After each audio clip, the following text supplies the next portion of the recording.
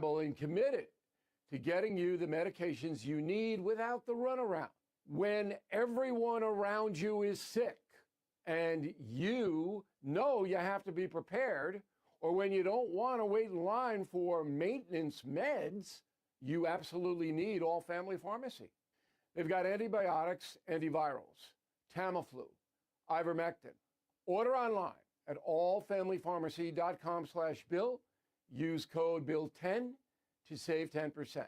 On this Tuesday, for the opening message of 2026, I'm going to be unkind. George Stephanopoulos has recertified his status as a nitwit, which has been growing ever since Donald Trump entered politics. George, who cost ABC News about $16 million in legal costs last year after calling the president a rapist, is very concerned there's no legitimate basis to justify the removal of Venezuelan dictator Nicolas Maduro. Apparently, all the ABC News producers who tended George couldn't find the time to research the story, most likely because ABC now does so many weather-related reports, the staff has fallen out of touch with real news. If you want to know whether it was cloudy in Caracas when U.S. Special Forces grabbed Maduro, ABC is your go-to. But if you're looking for actual facts, keep your focus here.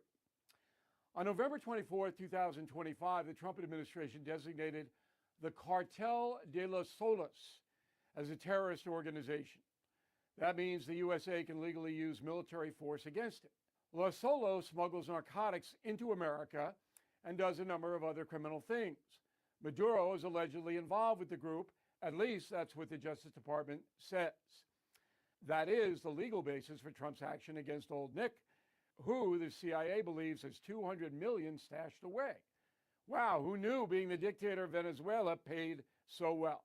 Do you think George Stephanopoulos knows any of this? I don't. Back in a moment. Bill O'Reilly here. If you are stuck in a timeshare you no longer want, my friends at Lone Star Transfer can assist. Over the past 15 years, the family-owned company has helped more than 30,000 owners break free from their timeshares. They'll provide a guaranteed solution to exit your timeshare. So please call Lone Star Transfer 833-594-0079 or visit LoneStarTransfer.com. That is the Morning O'Reilly Update. More analysis later on. From the Michael's Flooring Outlet Weather Center. We continue to ride this wave of unseasonably warm winter weather, once again topping out about 20 degrees above normal this afternoon. My forecast high sits at 60 degrees. Very nice. Pockets of clouds around this morning, but mostly sunny skies this afternoon as winds turn out of the west at 10 to 15 miles per hour. Mostly clear tonight, down to 36 for the low, and we'll keep the beautiful weather going tomorrow. Mostly sunny and a high of 62 Wednesday. From the First Alert 4 Weather Center, I'm meteorologist Matt Chambers. There's a lot to talk about today, St. Louis. Let's get the conversation started. This is Mike Ferguson in the morning on News Talk STL. Okay, so now the question is, what's next? And we're talking about what's next regarding Venezuela and what's next, frankly, to some other countries. Cuba, maybe Colombia, I don't know. A lot of news is unfolding throughout the week. And how about this?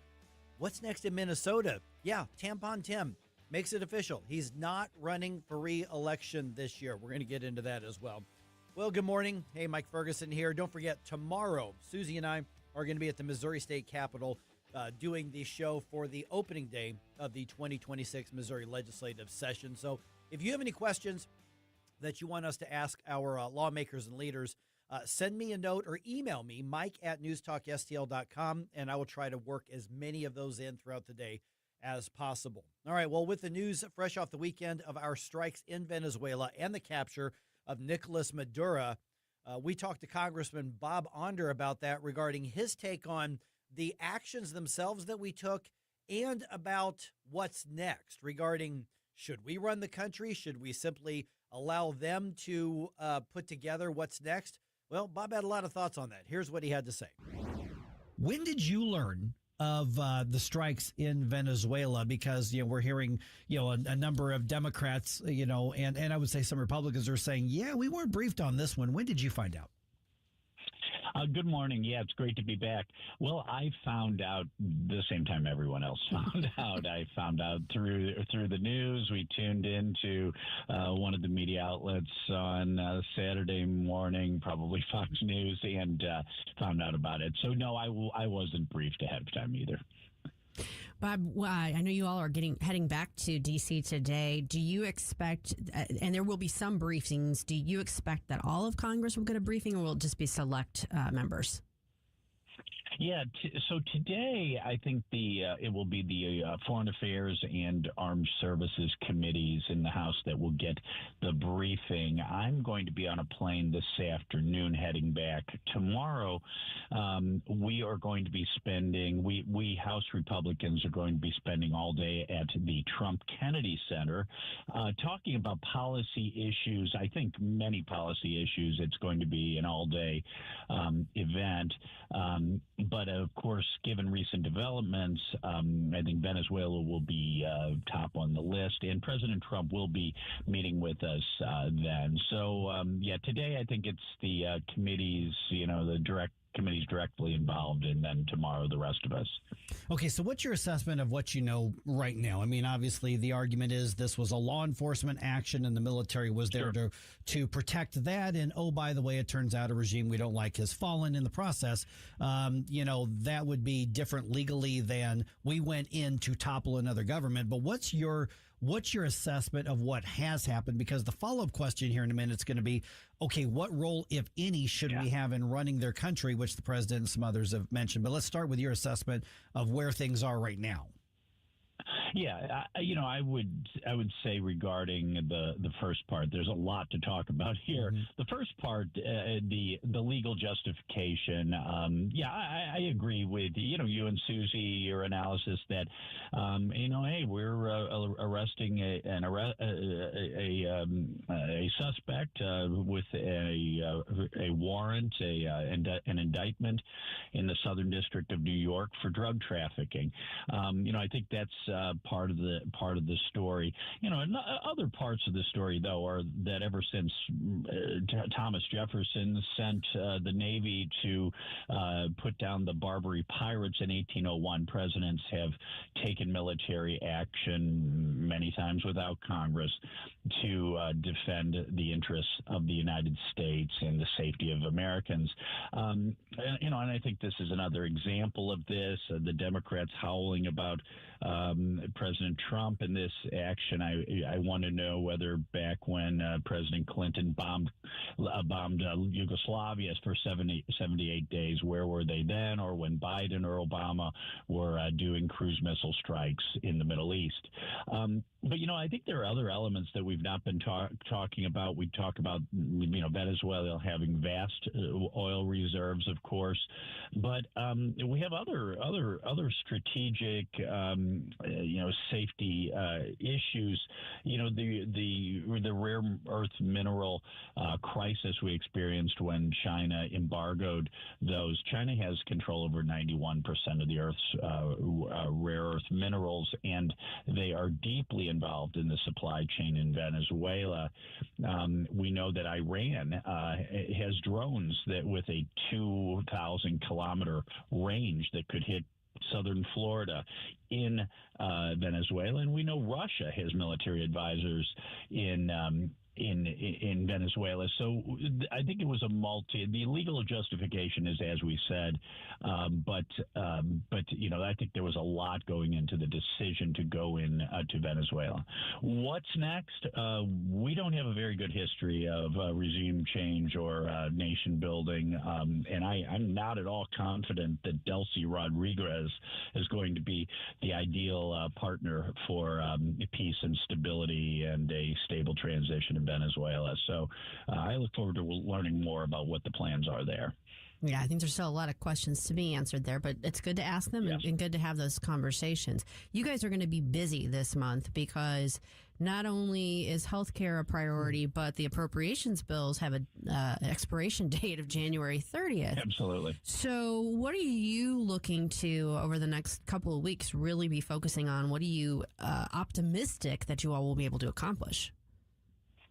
Yeah, I mean, that January 30th deadline for getting the rest of the budget bills done. Again, there are 12 budget bills that need to be done. 3 have been done so far when we reopened the government last month.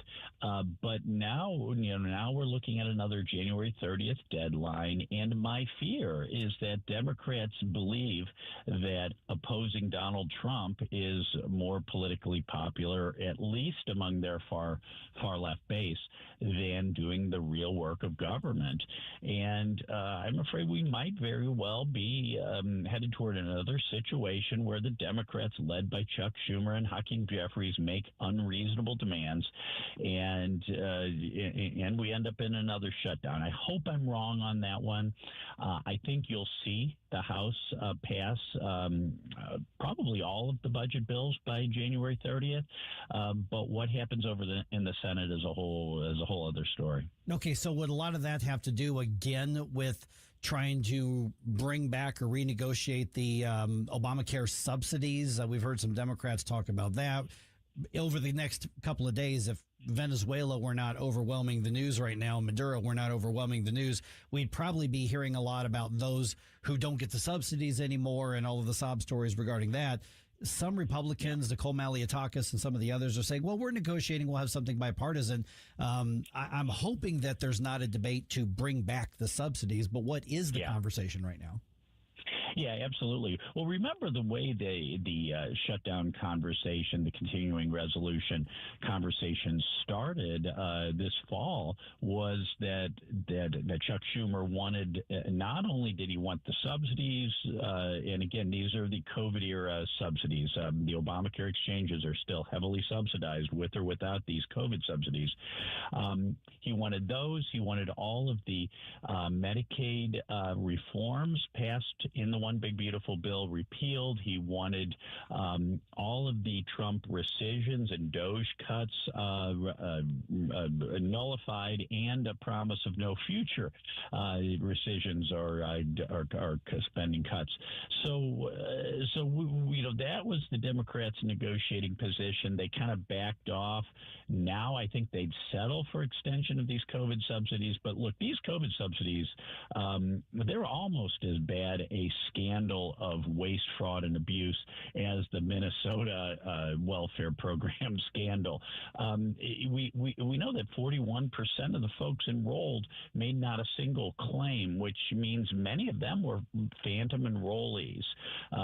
People were being signed up by insurance brokers fraudulently. 2 insurance brokers in West Palm Beach, Florida alone did $233 million of fraud with these enhanced COVID subsidies. So this is a government program passed with only Democrat votes in the name of fighting COVID. COVID's been officially over for 2.5 years. It's time for those subsidies to expire and to move on. But healthcare will be a conversation this year, and including in this year's election, and it needs to be, because we have an affordability crisis in healthcare driven largely by Obamacare. It's the last time we need to double down on Obamacare dysfunction. Bob, you mentioned the waste out of Minnesota and the fraud out of Minnesota. Obviously, that's been top of mind for a lot of people lately, and it sounds like there's going to be an oversight hearing, part 1, on Wednesday. As I said earlier, part 1 of 11. What other? I know that's going to be the oversight committee looking into that. What other committees do you think will be looking into these social welfare programs and government spending in relation to them, and the waste and the fraud that's been going on with them?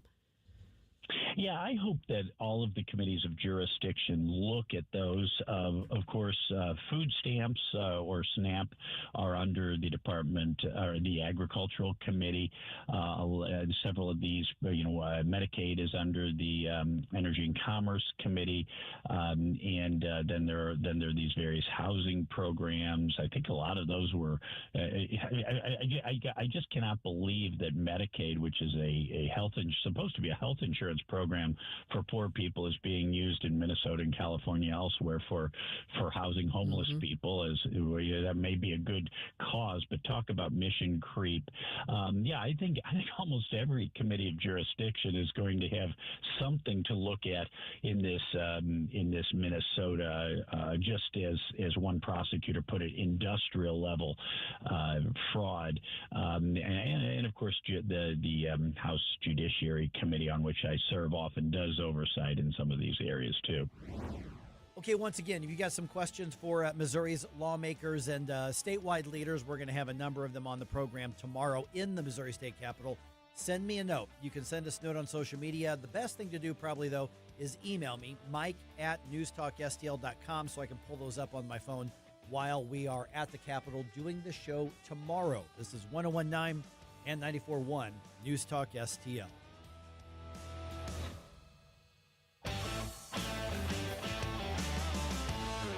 News, analysis, opinion. What the president is doing is pretty much forcing them both to the table. Ukraine has negotiated in good faith. Can we get the killing stopped? 101.9 and 94.1 News Talk STL. Here's a great way to save money on your prescription medications. If you take Viagra or Cialis, we can give you a way to pay as little as $2 a pill. Compare that to prices as high as $60 per tablet. These pills work for men and women to improve their sexual performance. And now for the price of 2 or 3 pills, you can get nearly 100. There's no need to pay expensive prices for Viagra or Cialis. Call now with your prescription and pay as little as $2 a pill. We offer 24/7 service and always free delivery and confidential packaging. Change your life for the better and have fun. Call Pharmacy Shop 24/7 to get generic versions of Viagra or Cialis for as little as $2 a pill, plus free discreet shipping. 800-631-2030. 800-631-2030. 800-631-2030.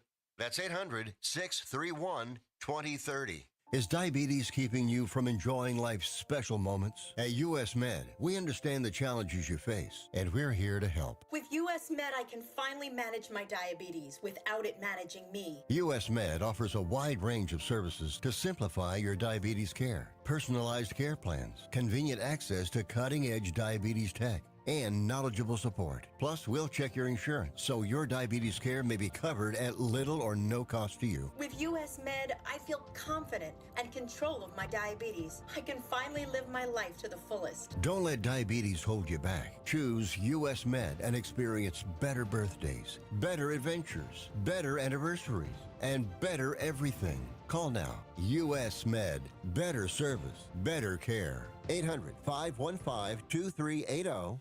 800-515-2380. 800-515-2380. That's 800-515-2380.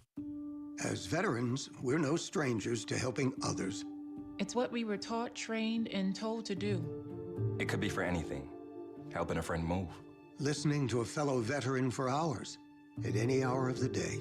Or just simply making time for people. A neighbor, a loved one, or even a stranger. We're often the first to help others. There's no question about it. But we do have one question for the veterans listening. When was the last time you reached out for help? Perhaps it's time to do for yourself what you would do for others.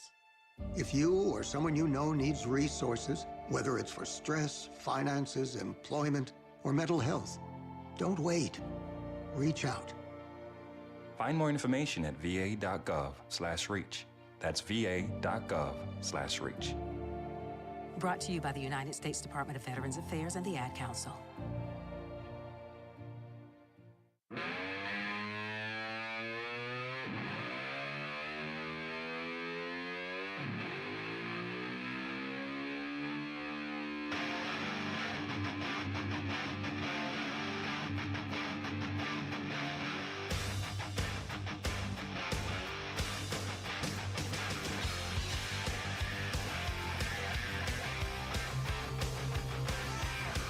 Get up, St. Louis. It's Mike Ferguson in the morning. All right, Missouri Democrats make their top legislative priority known. Because Republicans have said, hey, here are our goals. And leadership and the governor seem to be on the same page on that. We'll see what they get done or what that's going to look like. And now the Democrats have said, nope, we've got our priority. Job number one, we know what we want to do in 2026. Oh? Yes. That is, well, I'll tell you that in just a second because we're going to be at the Capitol tomorrow, as you know.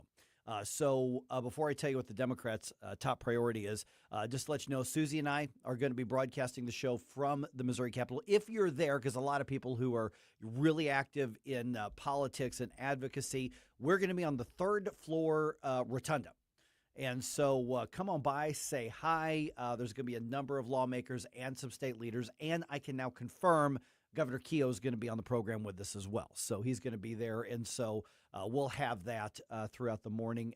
Matter of fact, if you've got a question that you would like me to ask one of the lawmakers or statewide officials, you can send it to me on social media. I'll try to remember to grab it and print it up.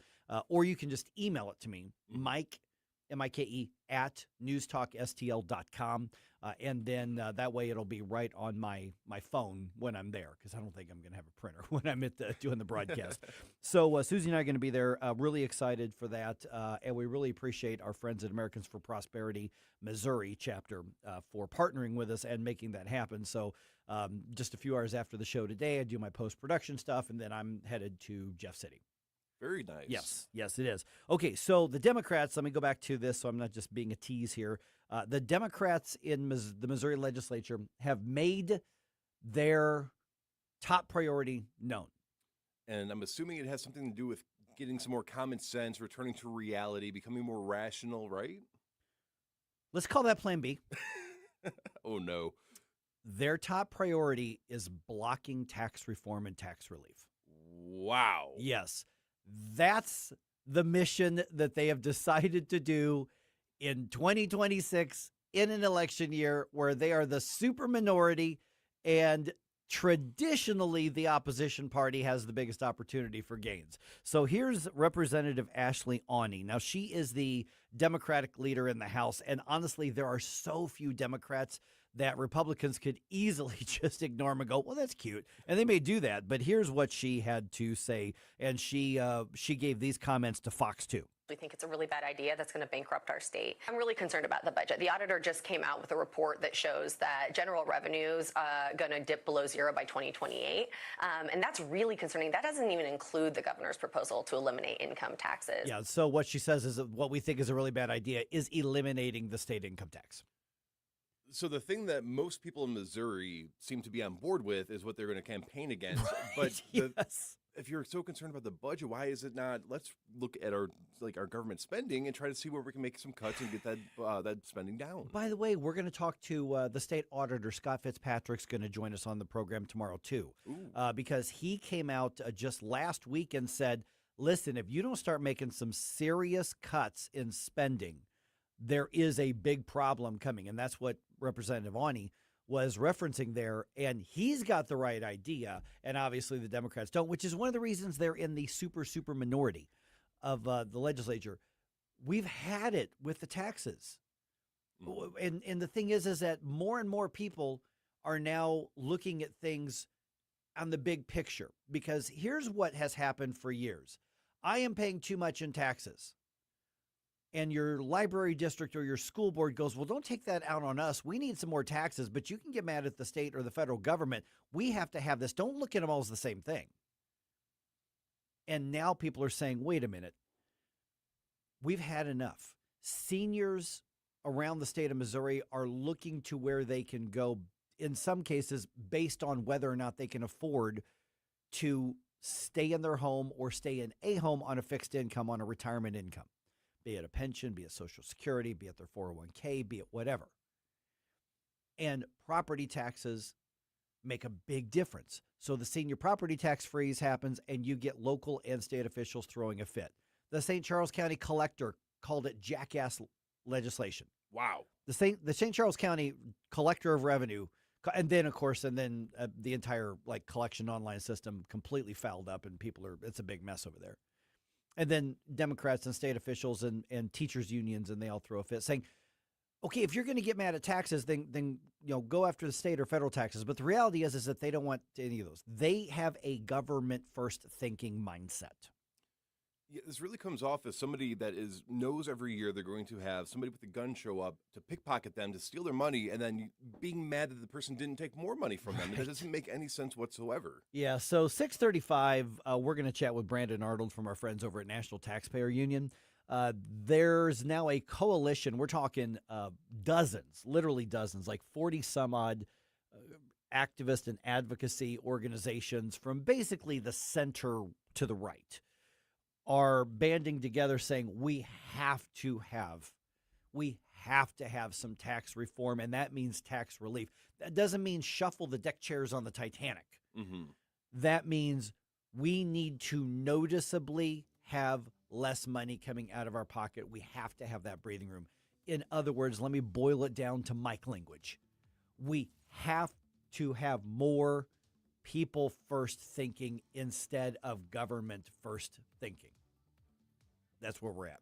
All right, news dump coming away. By the way, the police chief's got a side gig in St. Louis now. Oh. Yeah.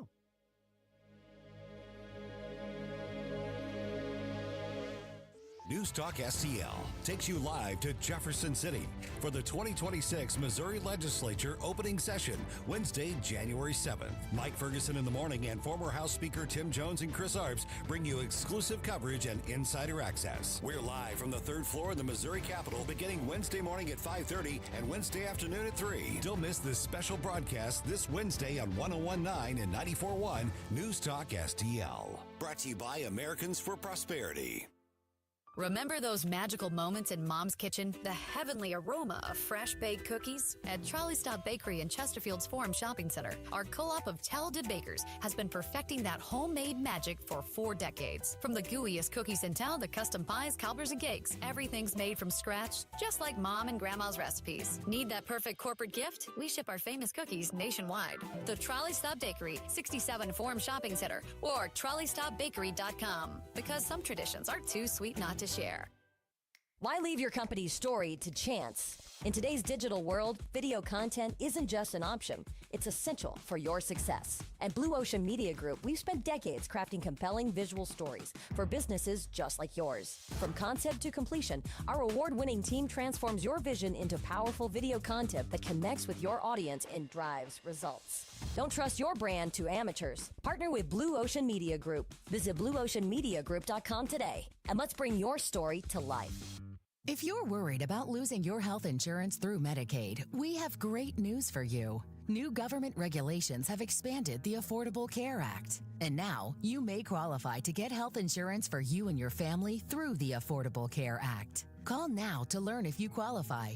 We know the healthcare regulations regarding Medicaid, and we've helped thousands of people find quality, affordable health insurance. Plus, all our research is free to you. So call us. With just one call, we'll shop from hundreds of different insurance companies to find you the right affordable health insurance plan. So if you're worried about losing your Medicaid insurance, call right now. Speak with a licensed agent and find how you may qualify for a new health insurance plan. 800-479-0931. 800-479-0931. 800-479-0931. That's 800-479-0931. Paid for by the Health Insurance Hotline. If you served honorably in our nation's armed forces and you're looking for a way to continue serving your fellow veterans and your community, then join AMVETS. Each year, AMVETS members volunteer millions of hours at VA healthcare facilities from coast to coast, helping to improve the lives of their fellow veterans through the VA Voluntary Services Program. AMVETS posts and departments also participate in a wide variety of community service projects, ranging from Americanism in our schools to supporting the Special Olympics and Boy Scouts of America. Even if you no longer wear the uniform today, you can still serve through the AMVETS by joining today at amvets.org. KLGY HD3 Clayton, K270BW Bellefonte, KNBS Bowling Green. This is News Talk STL at 101.9, 94.1, and always streaming at NewsTalkSTL.com. From Town Hall,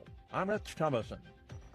Deposed Venezuelan dictator Nicolas Maduro and his wife have been returned to a New York detention center following their arraignment on narco-terrorism, conspiracy, and weapons charges. Not surprisingly, Maduro pled not guilty. Also not surprisingly, many congressional Democrats condemn the capture of Maduro, while most Republicans are saying well done. And speaking of Republicans, President Trump will huddle with some of them later today. The president will address the House GOP retreat this morning, which is being held at the Kennedy Center in Washington. Lawmakers will be discussing their legislative goals during the all-day retreat and strategizing how to keep their House majority in the midterm elections. White House correspondent Greg Clugston. Health and Human Services out with revised guidelines for childhood vaccinations. Hepatitis and meningitis, RSV, and flu shots are no longer recommended for every child. HHS Deputy Secretary Jim O'Neill says the number of vaccinations has been rising for years. They've gone from 23 doses for 7 diseases in 1980 to more than 80 doses for 18 diseases now. That's a huge number of vaccines. Many parents are concerned that they're injecting their young, innocent children with a lot of medicines. They're not sure about the risks and benefits of all these. O'Neill speaking with the Salem Radio Network. After announcing he's dropping his re-election bid and delivering a diatribe against President Trump, Minnesota Governor Tim Walz turned on his heels and walked away, taking no questions from reporters. Walz's political career, derailed by the massive Somali welfare scandal in Minnesota, was uncovered by a single man, a citizen journalist armed with a phone. Following yesterday's big gains, Wall Street may pull back a bit today. The Dow futures are down 89 points. The S&P futures 4 points lower. More on these stories at townhall.com. The following is not an actor, but a real-life story from Trinity Debt Management. Every day I speak with people who are worried and are feeling a lot of pressure because of credit card debt. That's why I'm very proud of what we do at Trinity. We just help. We give people the support they need, along with a real plan to become debt-free. Credit card bills are consolidated into a single monthly payment that is much less than what they were paying before.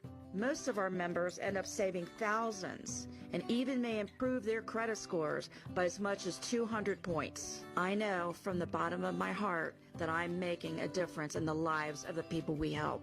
It just makes me really happy. If credit card debt has you down, call Trinity at 1-800-990-6976. My name is Julie, and I'm a Trinity counselor. Call me and become debt-free for keeps. 1-800-990-6976. From the Michael's Flooring Outlet Weather Center. We continue to ride this wave of unseasonably warm winter weather, once again topping out about 20 degrees above normal this afternoon. My forecast high sits at 60 degrees. Very nice. Pockets of clouds around this morning, but mostly sunny skies this afternoon as winds turn out of the west at 10 to 15 miles per hour. Mostly clear tonight, down to 36 for the low, and we'll keep the beautiful weather going tomorrow. Mostly sunny and a high of 62 Wednesday. From the First Alert 4 Weather Center, I'm meteorologist Matt Chambers. This hour of News Talk STL brought to you by Chris Cooper and Serenity Wealth Management. Discover little-known strategies that could be the difference between choosing the care you deserve or having someone else decide it for you. Get a free copy of Chris's book at serenityltc.com. The Herzog Foundation is the vision of its founder, Stanley Herzog, and it exists to promote quality Christ-centered K-12 education nationwide. Hi, this is Chris Stegall with the Herzog Foundation. We offer a wide variety of resources relevant to today's families, including a free online publication called The Lion. The lion is one of God's most majestic creatures, symbolizing strength and courage. Named for its attributes, the Lion publication carries articles covering a wide range of topics facing American families and culture, especially related to the education of children. The Lion can be found online at readlion.com. That's READ lion.com. Sign up for The Lion at readlion.com and find dozens of must-read articles published every day. Visit readlion.com and subscribe for the weekly and daily digests so you never miss an article. Readlion.com. That's readlion.com. If you have a phone, you have a radio. Download the all-new News Talk STL app. Love the all-new News Talk STL app. On my way to work in the morning. Usually I'm in the car. I listen on the app in my car every morning going to work. Download the News Talk STL app and listen anytime, anywhere. Mike Ferguson. I'm not like the rest of you. I don't make mistakes. Susie Moore. What you're telling me doesn't sound logical, my dear. Get up! Get up! Can't you hear the alarm? Get up up, St. Louis. You need to get to go. I need to be able to get where you need to go to do the work. Mike Ferguson in the morning on News Talk STL. Okay, Venezuela's new leader just started, and she's already hearing threats from President Trump. Well, that was quick. Welcome to the gig. Well, Here's your first day. Here's the little present with a bow on it. yeah. I mean, I think they've got to try and assure that there's someone that they can work with. Yeah. So we'll get into that in a second here. Missouri Democrats seem to have settled on their top priority, and that is keep taxing you as much as possible. What could go wrong? Great move in an election year there, folks. Okay. Wow. And the city's police chief gets a side gig. And I'm actually not mad at him for this. Okay. Yeah, I'll explain why I don't think this is the same thing as the Kimberly Gardner situation. Okay. So I'll give you the details on that. 6:06 right now. Let's go ahead and dump some news on you. Successful dump. Wake up, America. It all worked out. They got all the news. The morning news dump. All right, President Trump is warning Venezuela's new leader, who I guess was the vice president, warning her to cooperate with the administration. The president said Vice President Delcy Rodriguez would face a situation probably worse than Nicolas Maduro if she doesn't cooperate with the U.S. He initially praised Rodriguez on Saturday after the capture of Maduro, but told The Atlantic on Sunday that if she doesn't do what's right, she is going to pay a very big price. Later, aboard Air Force One, the president predicted Cuba's government could soon collapse, and he repeated his desire to take over Greenland. Greg Clugston, Washington. Okay, so admittedly, I am not familiar with the chain of command in Venezuela. I don't think that they do the president and vice president the way that we do. I don't know what her line of succession was to become the new leader of Venezuela. So the reason I say that is there any reason to believe that she was part of Maduro's criminal enterprises? Maybe not part of his criminal enterprises, but she was in very thick with him, and she's been part of that crew and entourage. So whether there's criminal repercussions that could be coming her way or not, I don't know the answer to that. But the problem is, she's very much a socialist, and she was very much in thick with the Maduro people. So it's like, okay, are you just putting somebody in that's going to carry on his behavior? I don't know. Yeah, time's going to tell on that one. And the UN Security Council meeting to discuss this whole situation with Maduro being captured. Speaking at the meeting, U.S. Ambassador to the UN, Mike Waltz, says Maduro was not the legitimate leader of Venezuela. Over 50 countries rejected the legitimacy of Maduro's re-election following the disputed 2024 elections and do not recognize him as Venezuela's legitimately elected president. Maduro unlawfully refused to peacefully cede power. And Maduro has pled not guilty, and he's arguing that the U.S. wanted regime change so that the U.S. could access Venezuela's natural resources. He's been kidnapped, and he's a man of God. Oh, he's a man of God now? That's what he said. Oh, in no court. kidding. Did you see? He had an outburst in court. Yeah, I saw that he said, I'm a good man and I'm a legitimate, I'm the president, still the president of my country. I didn't hear the man of God thing. Yeah. That's fascinating because it's kind of funny to me because how can you both be a man of God and a socialist? Well, he didn't get a chance to explain that, or he wasn't really asked that. The judge said, hey, well, hold slow your roll there, buddy. You'll have a chance to make your defenses. We're not going to do that right now. So we'll see. All right. Okay. Missouri Democrats say they want to block tax reform. Okay. Yeah. Why?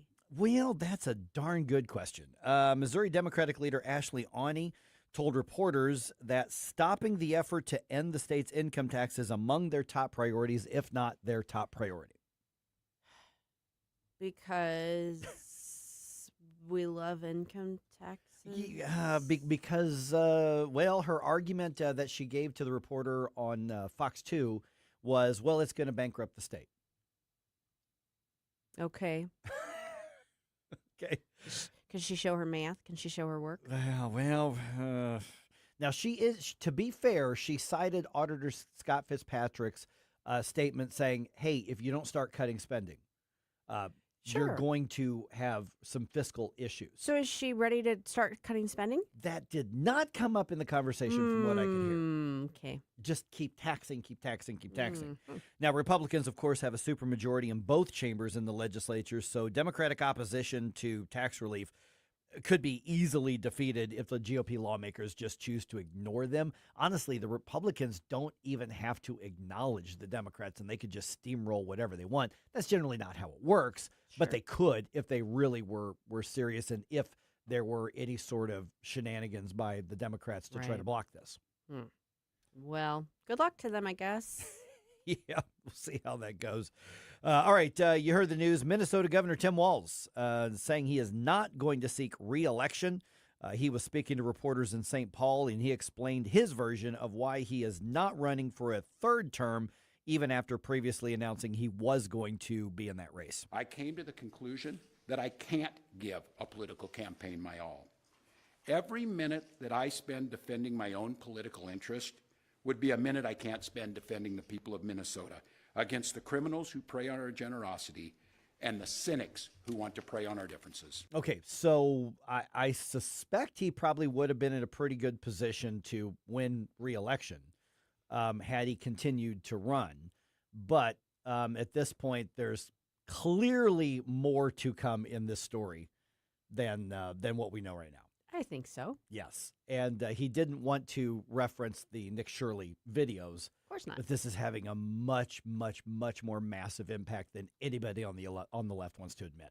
Absolutely. Yeah. And, you know, I mean, Nick Shirley is far from the only person who's investigated this and, you know, reported on it. It's just that his video caught people's attention and went viral. So it really dialed in the focus on this. Yeah, and it's forcing even some of the other mainstream media to acknowledge that there are problems. Now they're trying to be begrudging about it, and they're trying to undercut, you know, Nick Shirley and the Republican and the Trump efforts on all of this. They're trying to do that because they know if this takes on national fire, which I think it kind of has. I think that horse is out of the barn. Has. All of a sudden, California, Illinois, New York, and on all these other states are now going, oh, crap, our gravy train's in trouble. Mm-hmm. Yep.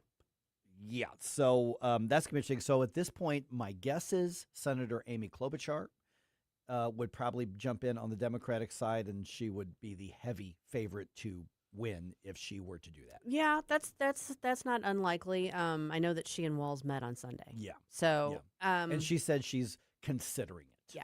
Yeah, and for her that maybe makes sense because if she has higher ambitions, if she wants to run for president again, it's good to go to it from a governor's, you know, from an executive position than from the Senate. So, yeah, that one's and I don't know anything about the Republican race other than the lunatic Mike Lindell is running, and hopefully the Minnesota Republicans have the sense to nominate anybody other than him. I don't think he's in the lead in that. I would not think so. I don't think so. So I don't know who else is running, but Minnesota is actually a winnable state if there's enough going on there. I mean, and Norm Coleman was elected there not all that long ago to the U.S. Senate, so it's not like they've never elected a Republican. Yeah. I haven't seen who else might be, you know, a viable candidate in the Republican side of the race. Yeah, it's still heavy Democratic would be the favorites on that. All right, the city's police chief is moonlighting. Yeah. I just thought about the show Moonlighting when you said that. The Bruce Willis. Yeah, and, such a great show. It was What's he a doing? good show. That was a good show. All right, Chief Robert Tracy has taken on a second job at UMSL, where he's now a consultant with the Department of Criminology and the Criminal Justice Center. Okay, so here's why I don't have an issue with this at all. He's taking that new position after the St. Louis Police Foundation decided to no longer contribute $100,000 a year to the chief's annual compensation, because that was actually part of the deal when he took the job, is that here's what the city pays, which isn't necessarily what somebody at that level would get, but they had this foundation to help subsidize that to keep City Hall from having to spend that much money. And so that private contribution has been pulled, and so now he's taking on a second job. I doubt he's going to make $100,000 off of it. But whatever he does make, it's sort of making up for that. And the change came after the state is taking over oversight of the police department. So his role is not going to be the same. Yeah, and it just seems like it kind of dovetails with what he's doing. In other words, it's not like, you know, he's, you know, a prosecutor by day and a nursing student by night or that sort of thing. I don't necessarily have a problem with it as long as it's by the book, as long as he's following the rules. One of my one more interesting classes I took was a criminal justice class in college, and it was taught by the chief of detectives of the Columbia Police Department, who was moonlighting at the time, and I got a lot out of it. I thought it was pretty interesting there. All right, the Blues do not play again until tomorrow at 17, 18, and 8. They are in 6th place in the Central Division. They've got 42 points. The Blues will be in Chicago on Wednesday to play the Blackhawks. I went and looked up the standings for the wild card right now. It ain't good. I'm not going to do that again for another month or so to see where it's best at. not to. You have a soul so dark, it is no more. And all at once depart, no destination. Making cold my heart to fight your war. Well, there you go again. Listening to Mike Ferguson in the morning on News Talk STL.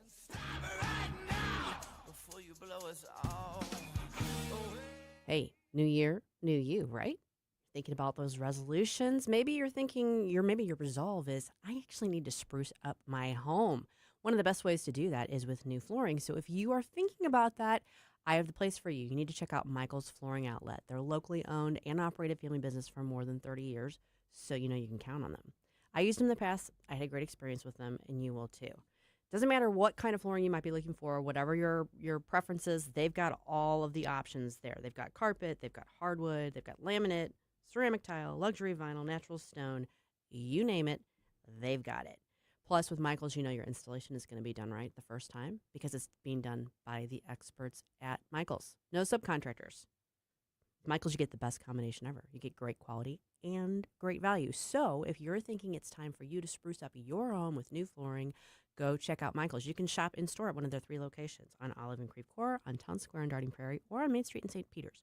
Or you can shop in the comfort of your own home. Just go online to igotfloored.com. When water troubles strike, call the family you can trust. Tim Jones here for Ambassador Plumbing, serving our community since 2018 with 25 years of master plumbing expertise from Tim Morris and his hand-picked team. Whether it's a simple faucet repair or a complete bathroom remodel, if water runs to it or through it, they do it. From residential service calls to commercial to new construction, the folks at Ambassador are your neighbors treating you like family. Ambassador Plumbing, where faith meets craftsmanship. 636-383-6932 or ambassadorplumbing.com. That's ambassadorplumbing.com. This is Tony Colombo, and my favorite Capriati sandwich is the cheesesteak made with American Wagyu beef from Snake River Farms, and you have to include a side of their amazing fries. I love Capriati's, and you will too. Open 9 to 9 daily on Manchester at McKnight in Rock Hill. This hour of Mike Ferguson in the morning is brought to you by Stifel. Request a portfolio review from your Stifel financial advisor at stifel.com. That's STIFEL.com.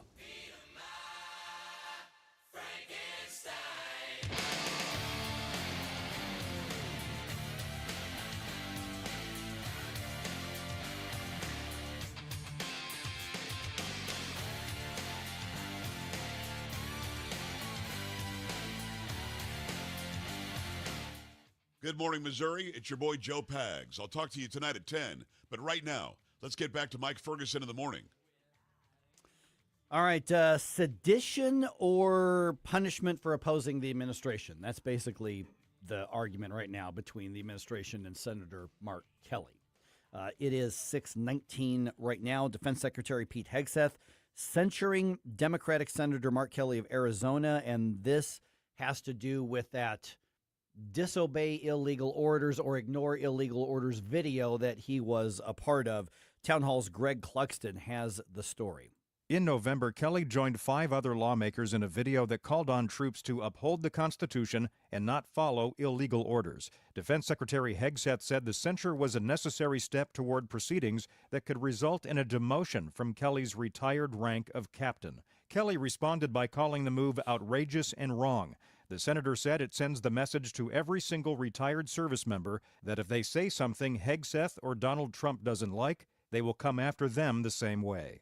Greg Clugston, Washington. Okay, so I've got Mark Kelly's response here in just a moment that he put up on social media. So RedState's been covering this, obviously, as well.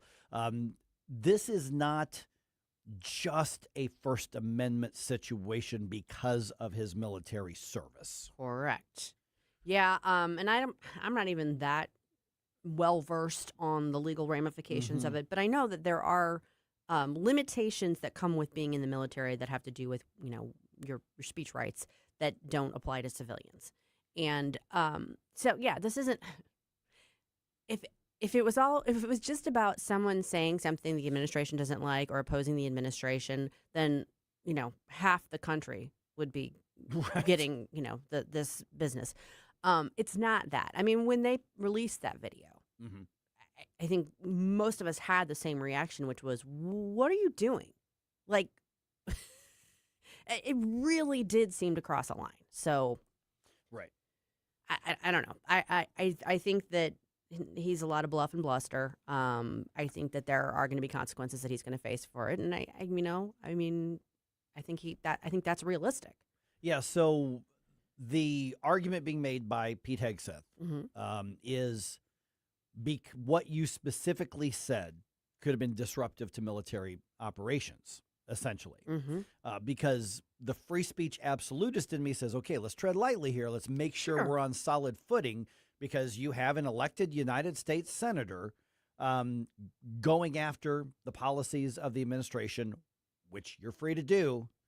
But what Pete Hegseth is saying is, because you're retired from the military, we have a way to punish you by basically demoting you post-career. And that affects your pension, essentially. I don't think they're not talking about throwing him in jail or anything like that. No. But they're basically talking about penalizing him financially.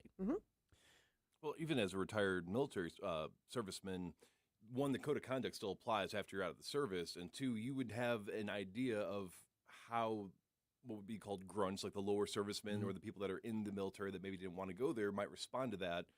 So I do think it was, at the very least, especially from a position of authority and from experience, a very irresponsible thing to be part of that. If it was just the civilian senators, congresspeople, politicians doing it, I think that would be a little bit different, but I mean, it's still responsible. Yeah, I mean, you look at any other senator who's never been in the military. I mean, and if they say the same thing, this is not an issue.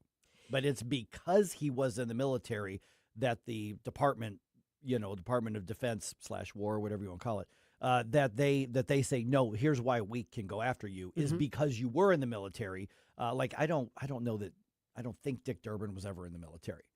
I don't know that for sure. Well, he's old enough that he might have been, though. Yeah, maybe, but I'm just like, let's just say, like, Tammy Duckworth obviously was. Yes. So they could do this with her. Jason Crow, who was part of the video, right? the representative from Colorado, could also be in the. Let's look at that. But let's look at, like, for instance, Wesley Bell was never in the media. Correct. Or never in the military, rather. So had he done a video like this, there's really nothing they could do other than wag their finger and call him names. Well, right. And I mean, the video, regardless of who was in it, it rightly drew the criticism that it drew. Oh, yeah. It was because it wasn't just, we don't disagree with what the administration doing. This was like, hey, you know what? Yeah. You shouldn't really have to follow what your chain of command said. I mean, it was like almost right up to just basically saying. Phenomenally irresponsible. Give the chain of the command the finger. Right. And so I think that that would have been there regardless. But because Kelly and others were military, there is this additional ramification, and they had to be aware of that. And the shameful thing, too, is if he had used his position as a former serviceman and said, look, consult your, I don't know what the books are actually called, but like your code of conduct books, make sure that what you're doing is in alignment with protocol, because it is standard operating procedure that you follow protocol, you don't follow orders. So if that had been the statement from him saying, look, just make sure it's within protocol, then there would not have been an issue, and you could still get the point across of pay attention to what you're being ordered. Right. It was stupid. Okay, so here's Senator Kelly's response, and it's a little over a minute long, which is a little longer than I would normally play, but I was looking for, like, the key part, and I'm like, you know what? In order to be fair and keep it all in context, I'm just going to play his whole statement here. So here's Senator Mark Kelly responding, and he put this on social media. I've got a question for you. How many generations of Donald Trump's family have served in the military? 0. Now, for me and my family, service to our country is in my blood. My great-grandfather served in the U.S. Navy after immigrating from Ireland. Both of my grandfathers served during World War II. Both of my parents wore uniforms. My dad in the 82nd Airborne, and both of them as career police officers. And when it was our turn, my brother and I started as volunteer EMTs, as teenagers, before becoming Navy captains, pilots in the United States Navy, and NASA astronauts. Donald Trump, he deferred the draft 5 times because he had bone spurs. Look, not everyone has to serve in our military. I get that. But when you're gonna question my patriotism and lecture me about duty to this country and threaten me with a court-martial, 4 generations of service to this country earns me the right to speak. 5 deferments earns nothing. I have thoughts. Please.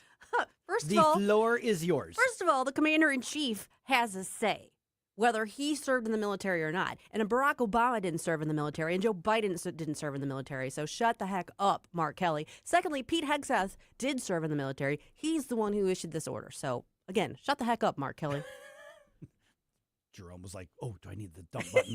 It was close. It was really close. I don't think you're ever going to need the dump button with Susie. But I do enjoy seeing how far sometimes you took the line. Mm-hmm. Yes. Yeah. I mean, seriously. Yeah. What? Okay, give us your bona fides. We know you served in the military. This isn't about whether you served. It's whether what you did was appropriate. And again, in our form of government, when you elect somebody to be the representative of something, to be in charge of something, they're the ones in charge regardless of whatever credentials they may or not have. I mean, commander-in-chief is literally in the title of the position. Yeah. So it should be that simple. I just don't.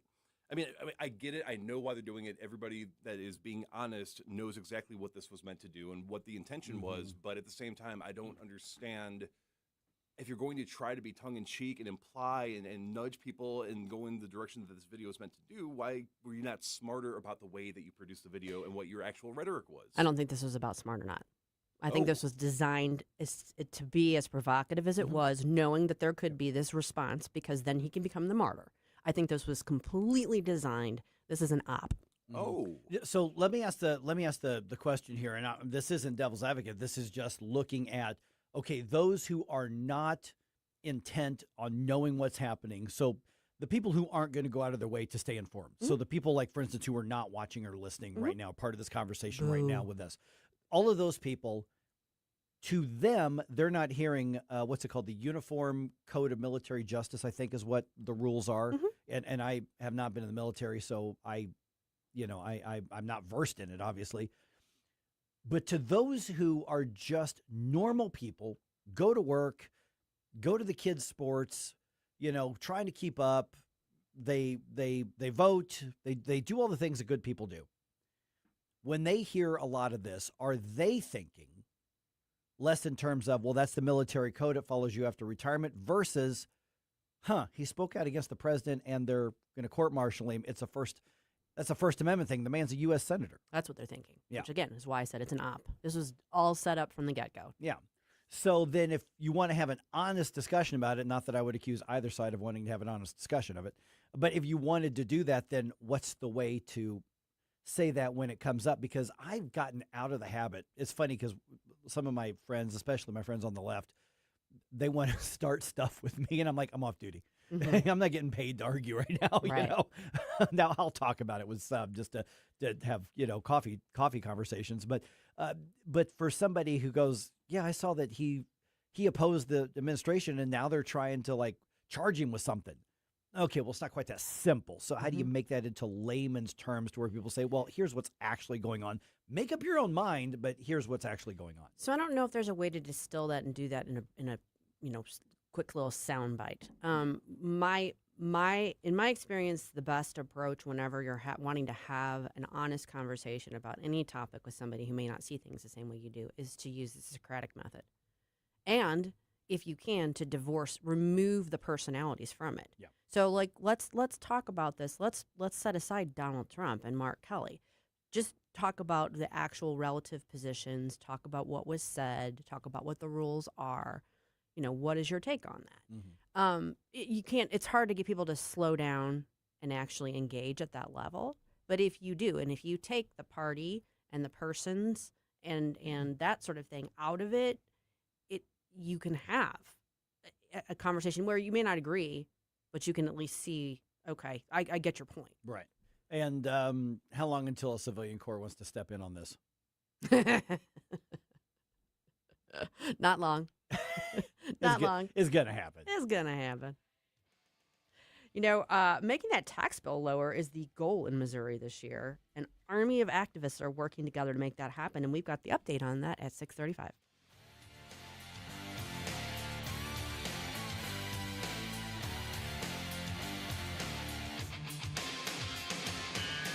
Mike Ferguson in the morning. Someone in that control room is out of control. On Newstalk STL. Tim Jones and Chris Arps in the afternoon. Sam Page just vetoed a measure to hire more minorities in the county. David Stokes of Show Me will tell us if he's just trying to burn it all the way down on his way out. Tim Jones and Chris Arps. Weekdays at 4 on Newstalk STL. From the Michaels Flooring Outlet Weather Center.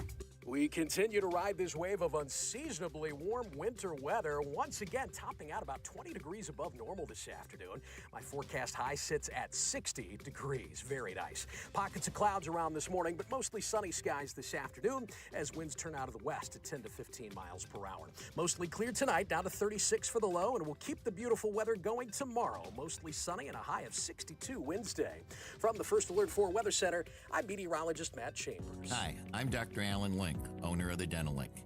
You've heard ads about teeth in a day, but did you know that you will be chewing on plastic, acrylic teeth? Here at the Dental Link, we can give you porcelain crown and bridge teeth utilizing mini dental implants that function much more like real teeth at about half the cost. Plus, mini dental implants are less invasive, less painful, and your recovery time is much shorter. Give us a call at 314-794-6464 or simply visit us today at thedentallink.com. Looking for insurance you can truly trust? Since 1986, Bauer Insurance Agency has been protecting families and businesses across Missouri and Illinois. Owner Cindy Blanton doesn't just offer one quote. She shops all the top carriers like Progressive, Travelers, Safeco, and more to find you the best rates. Whether it's your home, auto, toys, or business, we've got you covered. Visit us at Mid-Rivers Mall in St. Peters or call 636-812-2001. Bauer Insurance Agency, the company that protects, the name you can trust. Mark Harder here, and I'm inviting you to kick off the new year with me at Alloy Personal Training. I joined last year and have been blown away by their approach. At Alloy, each session is different, so I never get bored, and they never have more than 6 people in a class, which allows me to get the attention I need from my personal trainers. Right now, Alloy is giving away free 14-day trials with 2 locations in Baldwin and 1 in Wildwood. Visit alloypersonaltraining.com. Hope to see you in my next session. We talk about race relations. This conversation has completely made me crazy. This is complete insanity. And I'm sick and tired of it. 101.9 and 94.1. I find it to be a conversation starter. Newstalk STL.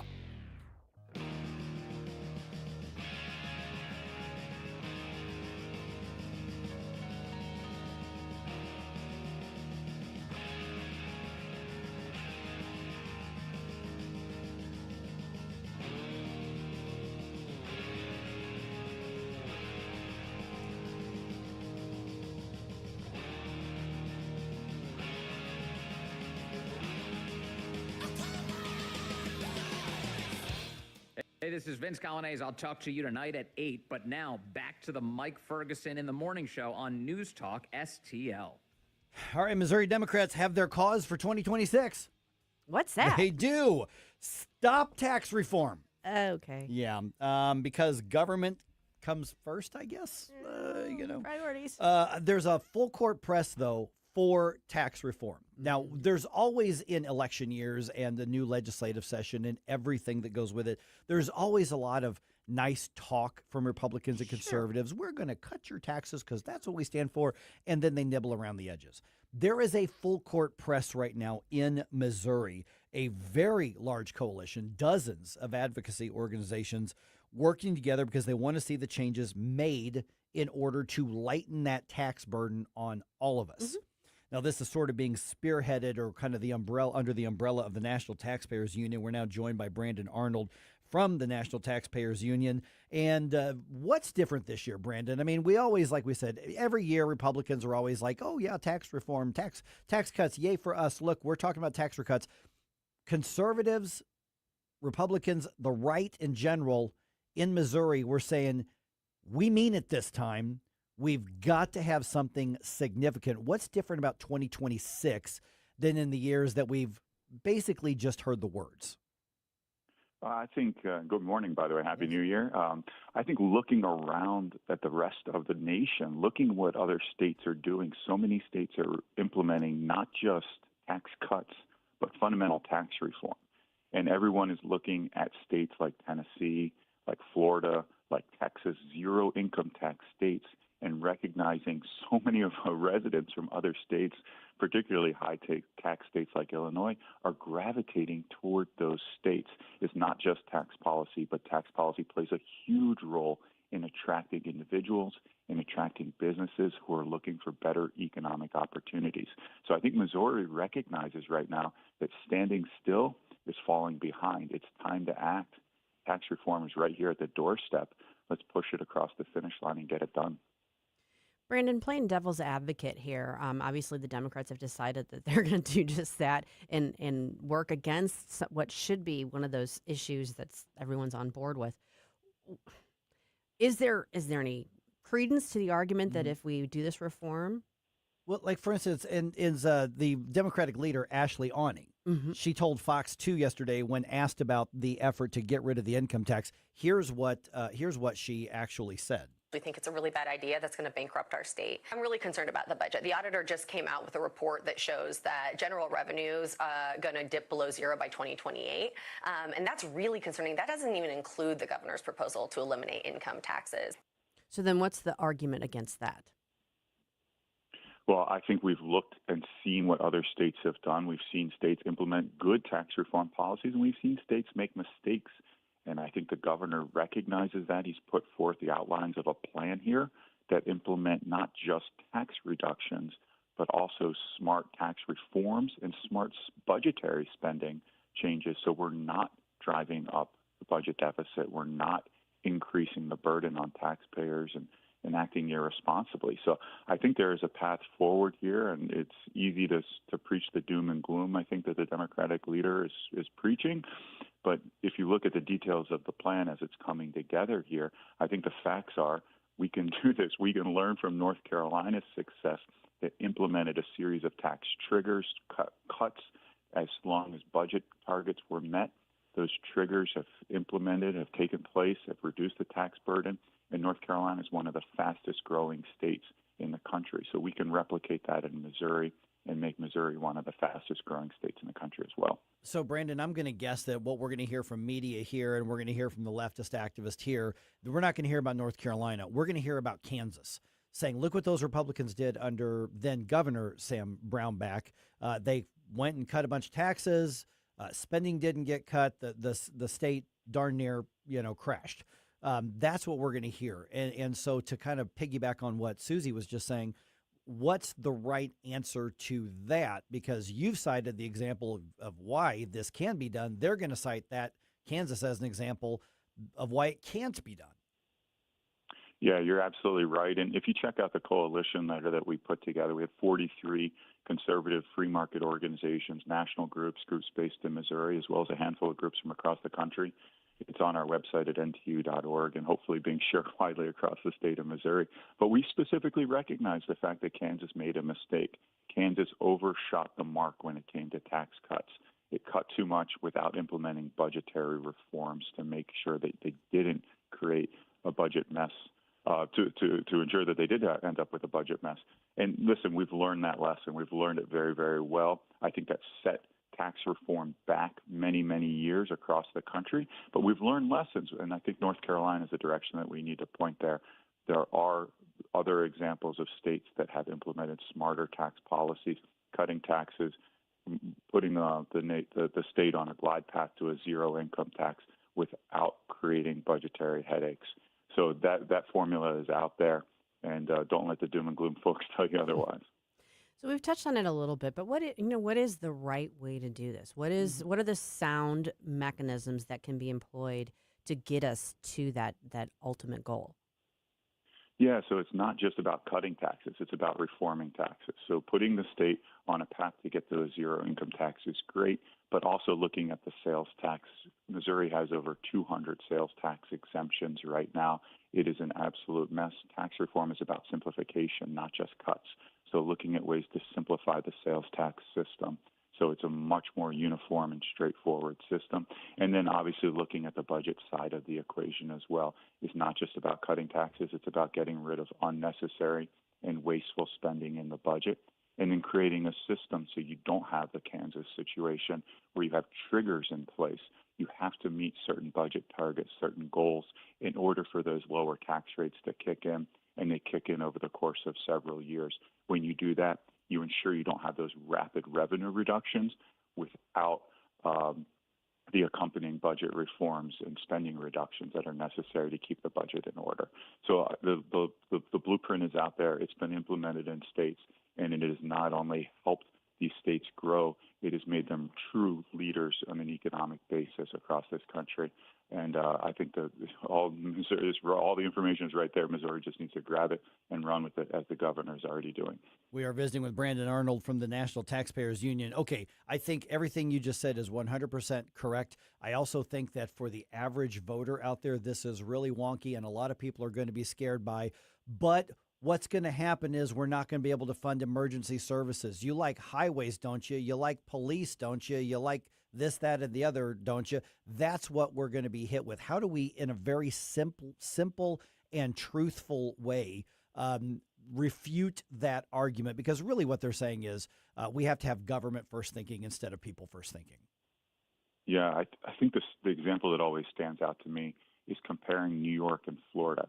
New York used to be a larger state than Florida population-wise. They're still pretty close, but Florida is now bigger because they've attracted so many residents.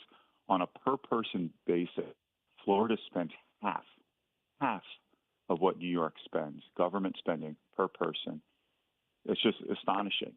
And people in Florida, guess what? They go to school. They've got roads without a ton of potholes. They've got public parks. They have all those core services, fire, police, you name it. In many cases, much better services than what New York is offering. So the notion that we simply need to spend more to get better government services, I think, is obliterated by that example here. Florida's attracting not just senior citizens who want to come and golf in their golden years. They're attracting businesses. They're attracting young families who want to tap into the educational resources of the state. So you can do things in a more efficient, more affordable manner, just as Florida has done. There's a reason why they're doing so well, and it's because of smart, efficient government policies, not just reckless spending cuts and everything. I get where the left is coming from there, but you can cut intelligently and deliver lower cost, higher quality services, as Florida done, at half the cost of New York. Yeah, and that's one of the warnings that our state auditor, Scott Fitzpatrick, has put out, saying you have to cut spending and you have to do it in a smart way. We're actually going to talk to him tomorrow when Susie and I are in the Capitol doing the show, Brandon. And so talk about that last couple of minutes we've got here. Talk about that opportunity aspect of this. I mean, for me personally, I'm looking at how much I'm paying in taxes, and I don't want to pay that much in taxes. It really makes me mad that I have that much money taken from me by various levels of government. So that's the emotional reaction. From the policy side of it, what I'm hearing you say in that last answer is this also results in more being offered and a more robust economy and a more robust private sector and opportunity. Yeah, that's absolutely right. You know, we look at this from the individual side, which is obviously very, very important, but we look at this also through the business side. Businesses are looking to move to states that have more hospitable tax climates and more hospitable regulatory climates. So they're moving to states where there are right-to-work laws. They're moving to states with lower regulatory burdens. So we're moving to states with lower tax burdens. So it's all part of the equation there. They want to be able to operate, to compete. They're competing not just with businesses across the country. They're competing with businesses across the globe. And those higher state tax burdens are playing a meaningful role as we drive those down and helping these businesses succeed. So if you want a robust business climate in Missouri, and I know you do, then this has to be part of the equation there, reforming the tax code, making sure that their employees have a low, reasonable level of business of taxation, and making sure the businesses can thrive, succeed, create jobs, and do all the things we want them to do. All right, Brandon, let's go ahead and give out that contact information again. People want to see the post that you all made, the op-ed on this, or just follow the work that you're doing. What's the way to do it? Yeah, ntu.org. Our information out there as well as on, of course, all the major social media networks. We've got the letter posted there, and we'll be spreading it around and hopefully making a trip out to Missouri or two in coming weeks. All right, great. Thanks, Brandon. Appreciate it. Thanks, Brandon. Thank you so much. So Tampon Tim's political career is just about over. You can find out why. We've got that story in the news dump at 6:50.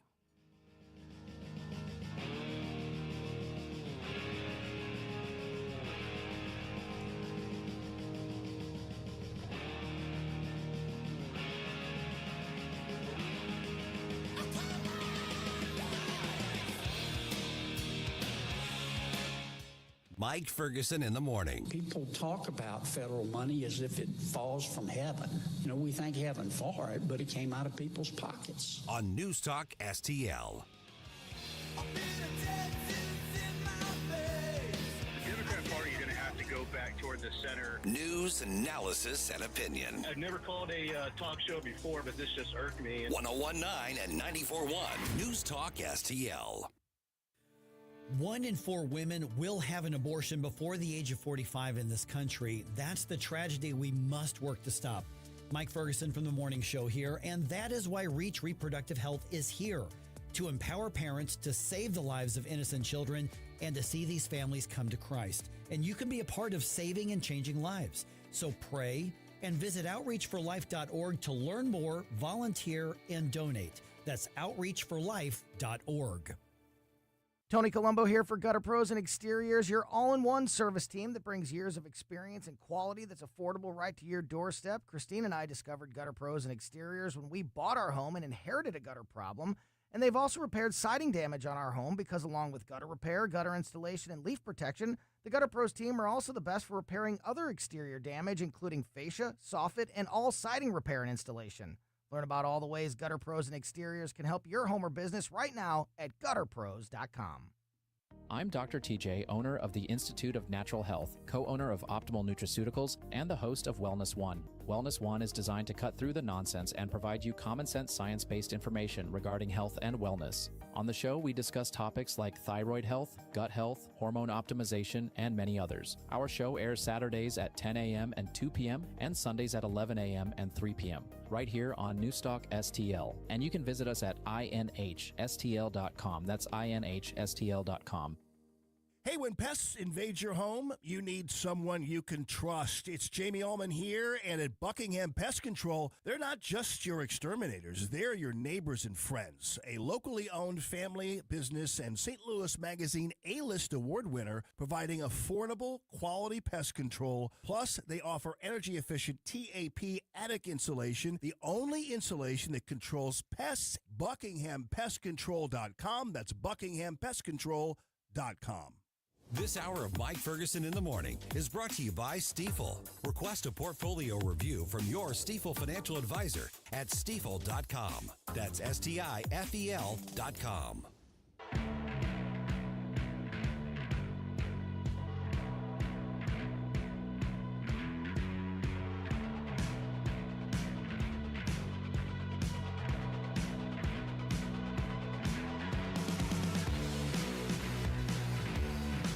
Hi, it's Randy Tobler here. Pour a big cup of coffee and catch my show every Saturday morning from 6 to 9. Right now, it's back to Mike Ferguson in the morning here on News Talk STL. All right, Venezuela's new leader hasn't even put her stuff on the desk yet, and she's already being told, watch your P's and Q's. Yeah. Yep. Well, it's not bad advice. Yeah, would you really want that gig right now? No, I would not. I would not want that job right now. Just saying. All right, and Missouri Democrats seem to have settled on their top priority, and that is to keep taxing you as much as possible. Ooh. Yeah, I'm not going to be changing back. I wonder what they're thinking, and you know what? We need a message for 2026 in the midterm election years. I know, tax them more. Yeah. Or keep taxing them. To be fair, they're not proposing new taxes. They're saying don't cut taxes. Yet, precisely. And St. Louis City's police chief now has a side gig. This is kind of interesting, and I actually don't have an issue with it. All right, 6:49 right now. Let's go ahead and do a news dump. The Morning News Dump. Are you joking? Is this a joke? Listen, folks, the Morning News Dump. Okay, President Trump is warning Venezuela's new leader to cooperate with his administration or else. The president said Vice President Delcy Rodriguez would face a situation probably worse than Nicolas Maduro if she doesn't cooperate with the U.S.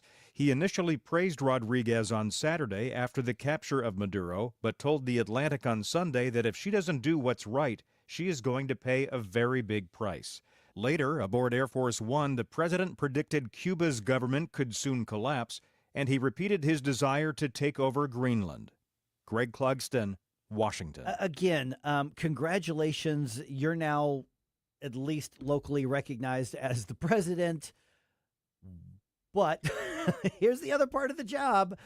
You've got the guy who just literally invaded and captured the last guy. Mm-hmm. He's now breathing down your neck. So congratulations on the new gig. Yeah.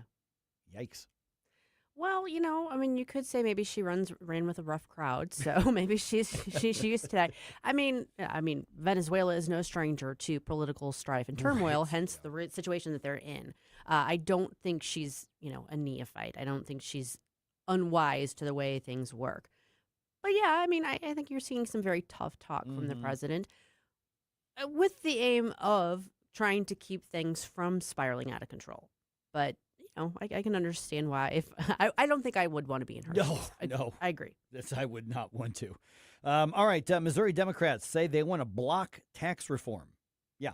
House Democratic leader Ashley Awney told reporters that stopping the effort to end the state's income tax is among their top priorities, if not their top priority for the year.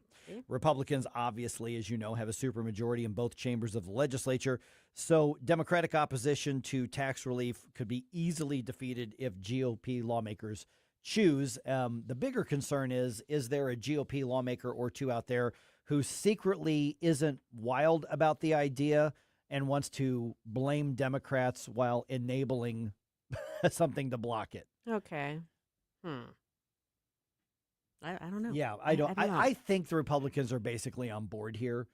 Yeah. I mean, you've always got your few Republicans, the Lincoln Huff and Caleb Rowden types who are caused problems over the years. But for the most part, I think the Republicans seem to be on the same page here. They do. Yeah. They do. And I don't think that from a political standpoint, it makes much sense to be the outlier on this issue.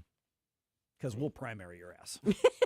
Well, I was going to say, too, I mean... Speaking of tough talk. Yeah, because we'll do it in this state. Put him in alligator Alcatraz. No, but because I do think more people than in quite a while are actually paying attention to politics in a way where they're paying attention to who votes for what and who votes against what. And so I would not want to be one of the people this entire time saying we're going to reform taxes, but by the way, I voted with the Democrats to keep taxes where they are. Yeah, because in Missouri, for the most part, the primaries are all that really matters when it comes to the state legislature. There are very, very few actual purple districts. There's one like, in the Kirkwood area, one in the Manchester area. So there's a couple around here, but for the most part, these are drawn to be clearly red or blue. Yes. That's just the way it is. Right. So yeah, you're right. The primary is where it's at, and so you've got to be mindful of that. And if you're going to want to be the Republican who's taking the different tack, good luck.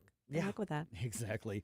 All right. Minnesota Governor Tim Walz announcing he is not going to seek re-election. Speaking to reporters in St. Paul. I say speaking to reporters. He didn't take any questions. He came up there and said, I'm going to make my remarks. They'll take questions. He made his remarks and then he walked off. They're like, hey. And he was, all you saw was the back of his head and he was heading out. Yep. So here's part of his explanation as to why he's not running for a third term that he had originally planned to run for. I came to the conclusion that I can't give a political campaign my all.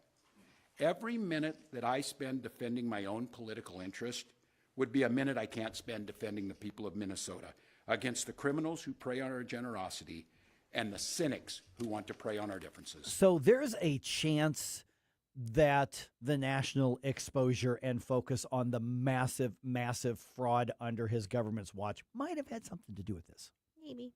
Yeah, what I heard was the more time that I have to spend on my campaign is the less time that I have to cover up fraud and waste within the government. Yeah. You were reading between the lines there, weren't you? I think it's interesting that he's talking about this in the terms of defending his constituents from the people who would prey on them. And it's like, well, you weren't doing a bang-up job of that before. Exactly. So what changed, Tim? What changed? The political calculus. So we know that he had a conversation with Senator Amy Klobuchar, who has since said that she is considering running. So basically what's happening is all the phone calls are being made to all the donors right now. That's what's happening at the moment. And I suspect we'll probably have some kind of announcement within the next 3 or 4 days would be my guess. Yeah, that sounds about right. And I do think if Amy decides to step in, which would be the smart move for her probably, it's kind of hers. I think she waltzes right into the governor's mansion if that happens. All right, the city's police chief is moonlighting. Chief Robert Tracy has taken on a second job at UMSL. He's now going to be a consultant with the Department of Criminology and the Criminal Justice Center there. Now, taking the new position comes after the St. Louis Police Foundation decided to no longer contribute $100,000 a year to the chief's compensation, and that was part of the deal when he came to St. Louis. So you say, well, what's changed? Did they get mad at him? Not necessarily from what I can tell, but with the state takeover and the state now having oversight of the police department, the chief's role just isn't the same as it used to be. So that might have had something to do with it. Yeah. But either way, he had a deal to come in that includes this compensation. That's part of what he signed up for. That compensation's no longer there. So now UMSL says, well, would you consult with us? And so he's got a side gig. If it doesn't get in the way of his 9 to 5, I don't have an issue with it. Yeah, that's the key. And making sure that it doesn't get in the way of his actual job obligations. Yeah. But it sounds like it won't. And again, if he's jumping through the right hoops to do it, okay. That's why I don't think this is the same thing as the Kimberly Gardner situation. No, it sounds like it's very different. I agree. So, yeah, I mean, we'll see how it plays out. But I'm with you. I don't think this should be an issue. Okay, a little more information about something you mentioned yesterday in the Tell Me Something Good segment here. Oh, yeah? Okay, so it is unofficially official. Today is the day you're supposed to take down the Christmas tree. Yes. Which you said that yesterday. Epiphany. Now, that's according to a very ancient Christendom tradition, today being Epiphany, like you said, which concludes the 12 days of Christmas. Historians and many theologians believe the tradition of taking all of the Christmastide would be the actual term, tradition, taking all that down dates back to a proclamation by the Council of Tours in the year 567. Wow. How about that for some tradition? There you go. Nice. Yeah. I'm not going to be able to take mine down today because I've got other things I got to do. Oh, you're going to be that neighbor. It'll happen tomorrow, guys. Sorry. Just wait. I got to go out of town. Just wait long enough and then you're early. No. We do not do that. Okay. We do not do that. Got it. All right, the Blues don't play again until tomorrow. At this point, they are 17, 18, and 8, putting them in 6th place in the Central Division. They've got 42 points. The Blues are going to be in Chicago on Wednesday to play the Blackhawks. That is going to be one of the late games on the NHL tomorrow. That actually doesn't start till like 8:30 tomorrow. Wow.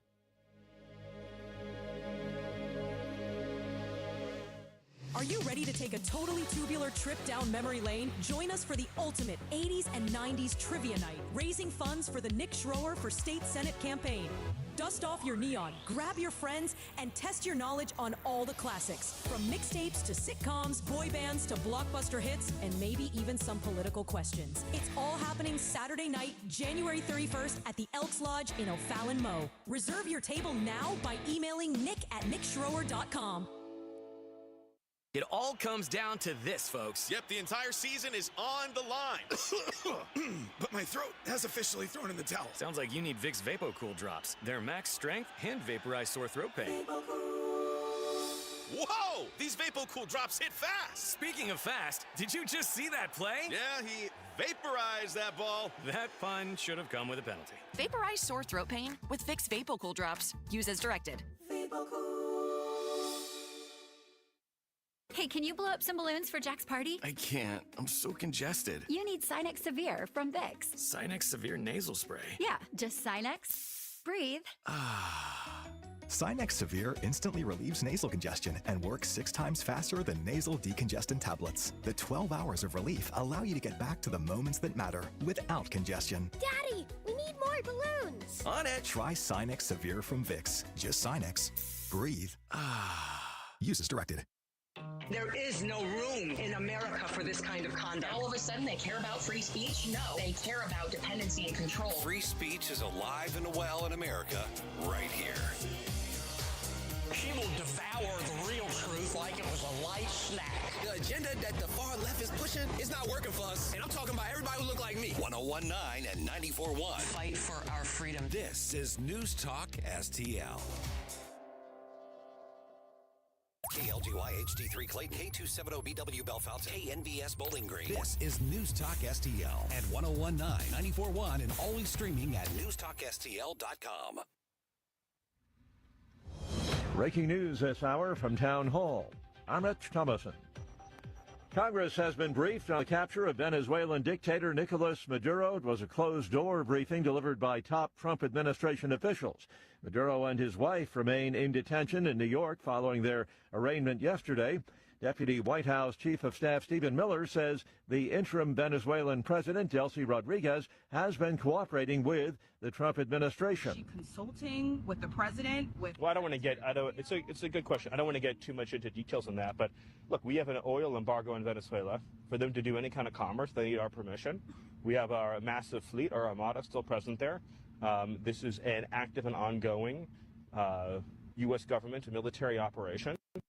Of course, we set the terms and conditions. Lawmakers in the House are expected to vote this week on overriding 2 of President Trump's vetoes. At the end of December, the president rejected 2 GOP-backed bills that had bipartisan support.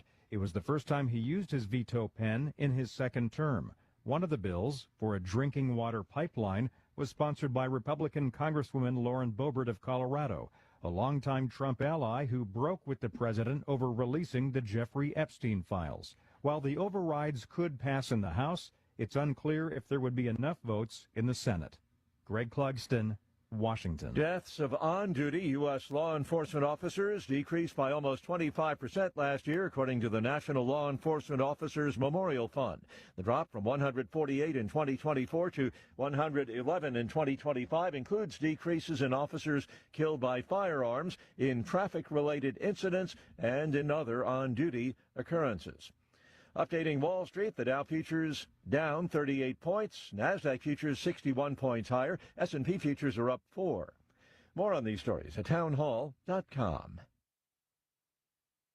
The following is not an actor, but a real-life story from Trinity Debt Management. My debt problem started probably about 2016. I needed my life to change financially. I called Trinity, and I ended up joining based on high credit card bills and high interest rate. And my counselor at Trinity has been great, and Trinity has been helping me to get on the right path of paying off these credit card bills, bringing down the interest rate. They have consolidated my bills into one low monthly payment. And now I am finally getting out of credit card debt. So I just want to say thank you, Trinity, for showing me a better and greater path. If you're in debt and you need help, call Trinity at 1-800-990-6976. My name is Sharon, and soon I will be debt-free for keeps. 1-800-990-6976. From the Michaels Flooring Outlet Weather Center.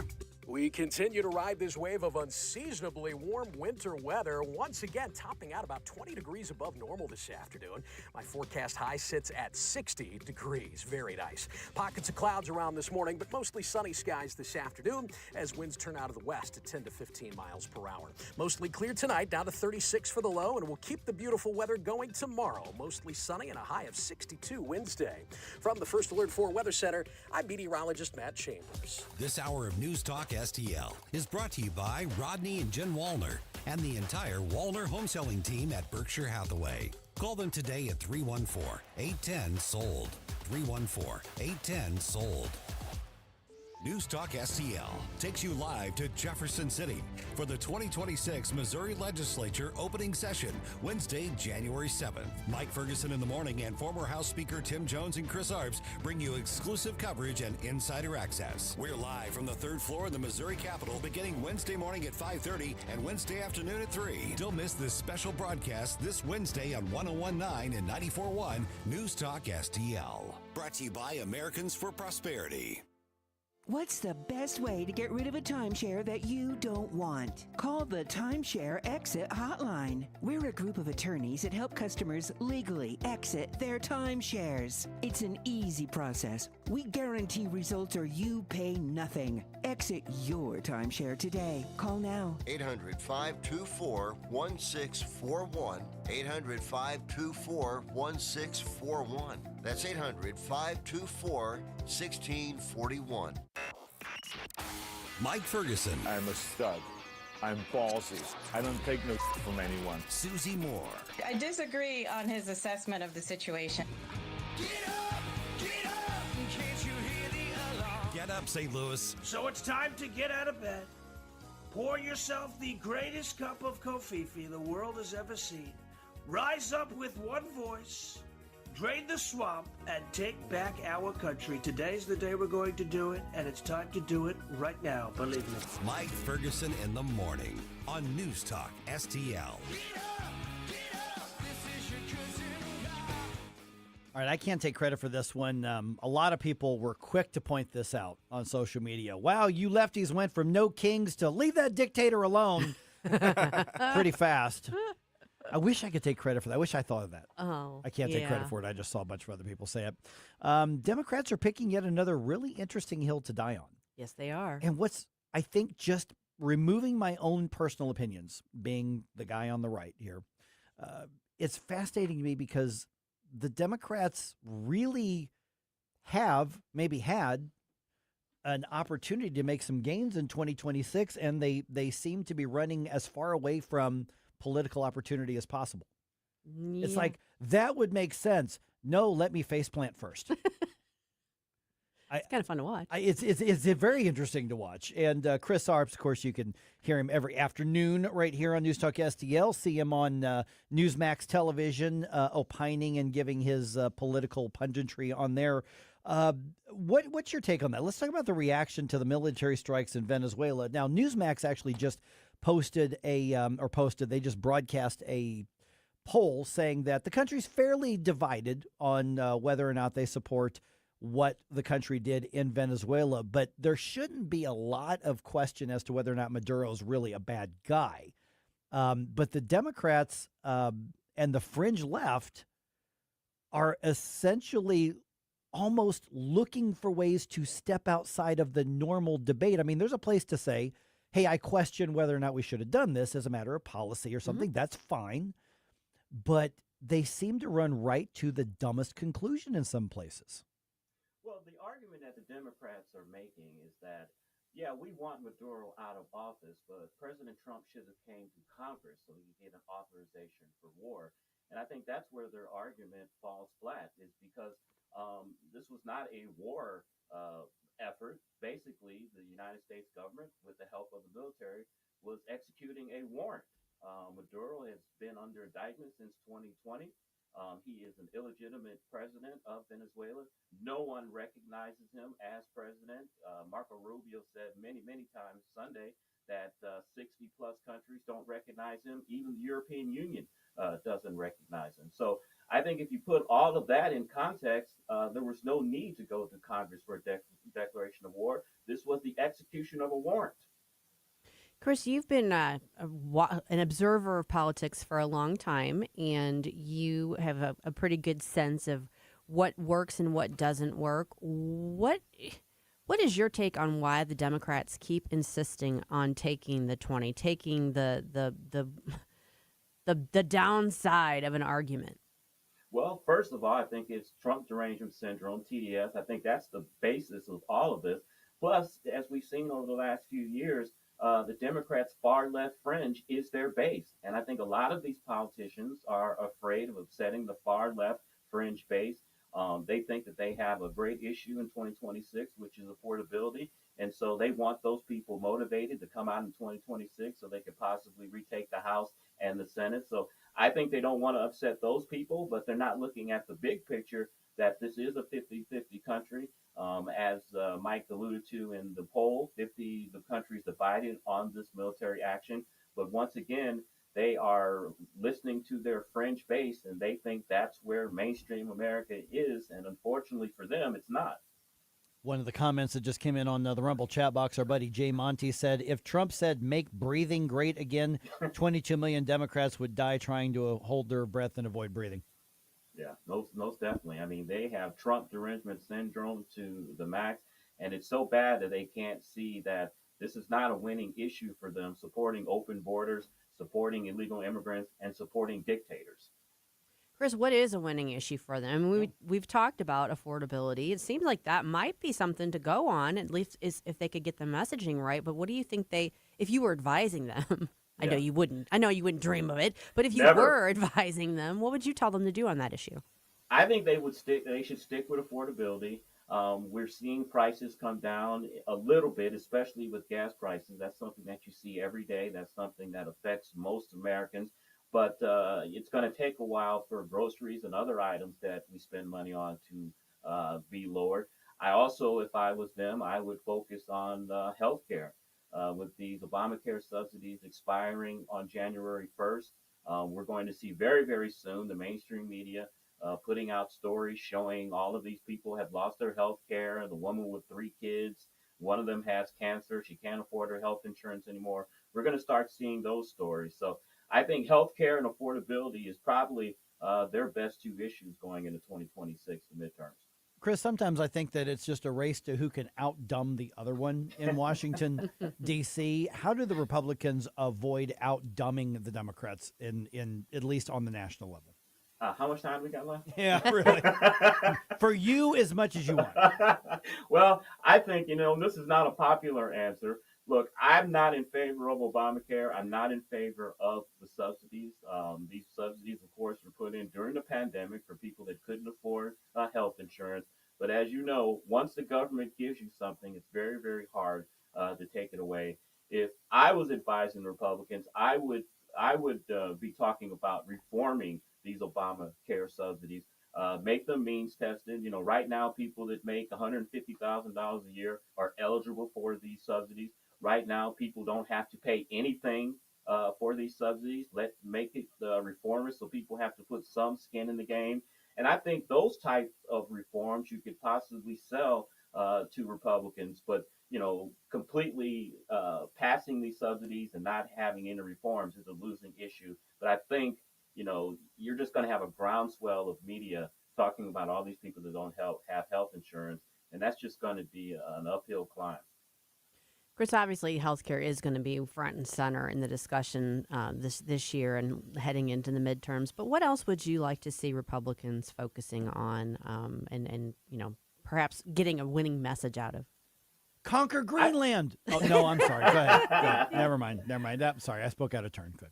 I think president should stick to what he has been very successful at in the first year of office, which is eliminating these illegal immigrants, rounding them up, getting them out of our country, making that an issue. We've had instances of illegal immigrants that have killed, raped, murdered. We had a situation in St. Louis last year. You remember the police officer who was working a traffic accident, and an illegal immigrant who was drunk hit him and kill him. I think that's an issue that all Americans can get behind, eliminating illegal immigrants from our country and to keep our cities and our citizens safe. I think that's a very strong issue for the president, and I think that they will continue to use that issue. We saw this week with everything that's going on in Minnesota with the Somali fraud, with the daycares and everything. The president has sent a force into Minneapolis, St. Paul to root out the illegal immigrants. I think that will be very, very popular. We also saw Mike Walls made a surprising announcement yesterday that he is not going to run for re-election. And of course, the Somali daycare fraud is a big, big part of that. So I think sticking with immigration, trying to eliminate higher prices, and fortunately for the president, with the big, beautiful bill being signed into law, the benefits of that should start to kick in here over the next few weeks and few months, which should help re-election efforts for Republicans in the midterm. Yeah, and then our news dump, we've been having a soundbite from Governor Tim Walz on that reaction as well, visiting with Chris Arps. Okay, last couple minutes, Chris. Susie and me and Tim and you, we're doing a road trip tomorrow for the opening day of the Missouri legislative session. And this isn't just the policy wonks and the political nerds that we all tend to be. There's really, I think, a unique groundswell this time around where conservatives are saying, get big stuff done. We had some momentum last year. We want to see more. I don't think this is going to be an as usual year. What's your take so far? No, it's definitely not going to be an as usual year because, one, it's an election year. So you're going to see a lot of posturing, a lot of people trying to get their name in the paper, get themselves in the media so they can have re-election. The big issue, of course, is state income tax reform. Governor Kehoe has made this one of his key aspects that he wants to get done this year. You know, Tim yesterday during his speaker's thumb speech talked about the U-Haul index, which shows where people are moving to. All of the states that surround us that don't have income taxes, that's where people are moving. Illinois is one of the states, of course, that's right next door. People are fleeing Illinois. So I think that's very, very important to try to make us competitive with these other states so we can have industries moving to St. Louis in Missouri instead of moving out of Missouri. Yep. All right, Chris Arps, you can hear him every afternoon with Tim Jones from 4 o'clock to 6 o'clock tomorrow. The afternoon show, like the morning show, we're going to be broadcasting from the Capitol as well. What's on tap for the preview of that? What you got coming up today, Tim or Chris? Man, we're going to have a huge show. We've got a lot of guests. We're going to have Alex Riley, possibly the next speaker, or he will be the likely, next speaker. very, very likely, yeah. He will be a guest of ours. We're going to have Americans for Prosperity, which is sponsoring our shows tomorrow up here. Gary Hollis, he's going to be a guest. We're going to have Lieutenant Governor Dave Wassinger as a guest. We're going to have our usual Wednesday guest, Zach Smith from the Heritage Foundation. We're also going to have Scott Fawn on, who has made some news last week. He bought a couple of newspapers there in mid-Missouri. And then we're also going to have Ethan Thampy. I'm sure you guys have had him I know on. Ethan, yeah. He's going to be, he's with now Americans for Ibogaine. We're going to have a gentleman who has used Ibogaine that has helped him with his PTSD. So we've got a full show tomorrow. Can't wait to see you guys up in Jefferson City. Make sure you keep the seats warm for us when we get there. We'll do our best. All right. Thanks, Chris. Thank you. Appreciate it. All right. As we've been alluding, Mike and I are going to be doing this show tomorrow morning from Missouri's Capitol. Of course, we're going to be speaking with both legislators and state leaders. If there's something you want us to ask them, be sure to email your questions to Mike at NewsTalkSTL.com. Stop it right now before you blow us all away. Mike Ferguson in the morning. I like it, but they're going a little overboard with the dancing. On News Talk STL. Columbo and Company. 2026 has started fast and furious, and we're here to keep you informed on everything going on. Tuesday, we'll break down the latest headlines with Crane Durham and Susie Moore. Live and local, weekdays at 2 on News Talk STL. Mike Ferguson here. Retirement should be a time you can relax. No more stress from work. But there's one thing you can't forget about when retiring. That's your money. Do you have enough saved to fund your income for life and keep up with inflation? How will you claim your Social Security benefits? And what about long-term care? The ClearPath Wealth Management Group at Stifel is here to help answer all of these questions. You can hear their latest views on the markets and investing during On the Money, hosted by Stifel financial advisors Bob Stockdale and Eric Robert, every Saturday morning at 9, right here on News Talk STL. They can help you get organized, guide you through critical retirement decisions, and create an investment portfolio designed around your needs. To schedule your free retirement plan consultation, go to clearpathinvesting.com. That's clearpathinvesting.com. Or call 636-695-2650, 636-695-2650. Stifel Nicholas and Company Incorporated, member SIPC and NYSE. If you turned 65 recently like me, it's important you find a Medicare Advantage plan that gives you the coverage you're looking for. But finding one can be difficult. The best thing I did, and I suggest you do the same, is call a licensed insurance agent and let them walk you through your Medicare Advantage plan options. There are so many benefits you have access to, so make the call now and let the representatives explain everything to you. Our licensed insurance agents can offer you a variety of Medicare Advantage plans. Plus, the call is free, the information is free, and there's no obligation to enroll. We're here to make it easy for you to select a Medicare Advantage plan that may work for your needs. Finding a Medicare Advantage plan can be easy if you do what I did. Make a quick call right now to learn more. Thank you. 800-439-7851. 800-439-7851. 800-439-7851. That's 800-439-7851. If you have a phone, you have a radio. Download the all-new News Talk STL app. Love the all-new app. And listen anytime, anywhere.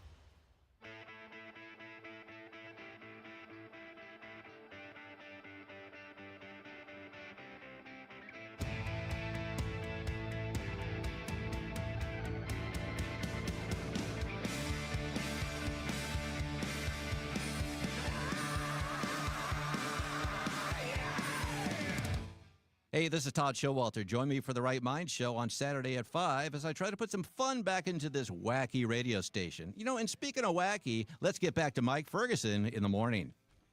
All right, is the Hilton hotel chain about to get the Bud Light treatment? Did you see this? Yeah, a little bit of it. Oh, okay. This was interesting.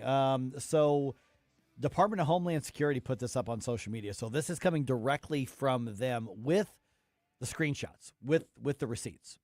Okay. So a Hilton franchisee, and that's an important word to this story here, canceled reservations for ICE agents in Minnesota, it turns out, because originally they weren't saying exactly where it was, but we now know it was in Minnesota. And they they canceled those reservations for ICE agents because they're ICE agents. Mm-hmm. Yeah. Okay, so let me get, because I've actually got the screenshots. Here it is. Yeah. And so this is January 2nd. I mean, literally just a few days ago. And the note that came from somebody at that Hilton.com address said, after further investigation online, we have found information about your immigration work connected with your name, and we will be canceling your upcoming reservation. You should see a proper cancellation email in your inbox shortly from Hilton. And the original email said, this email is in regards to the reservation you made with the Hampton Inn Lakeville property. We have noticed an influx of .gov reservations made today that have been for DHS, and we are not allowing any ICE or immigration agents to stay at our property. If you are with DHS or immigration, let us know, as we will have to cancel your reservation. Please pass on this info to your coworkers that we are not allowing any immigration agents to house on our property. And that was the response that was actually sent to agents who were making. So this particular location, which is a franchise, yes, and there's a reason that I'm emphasizing that, right, but they flat out said, you ain't allowed here if you're going to enforce immigration law. I wonder if they've consulted with Hannah Dugan. That's all right. No, not that that was illegal, but a very unwise approach. Right.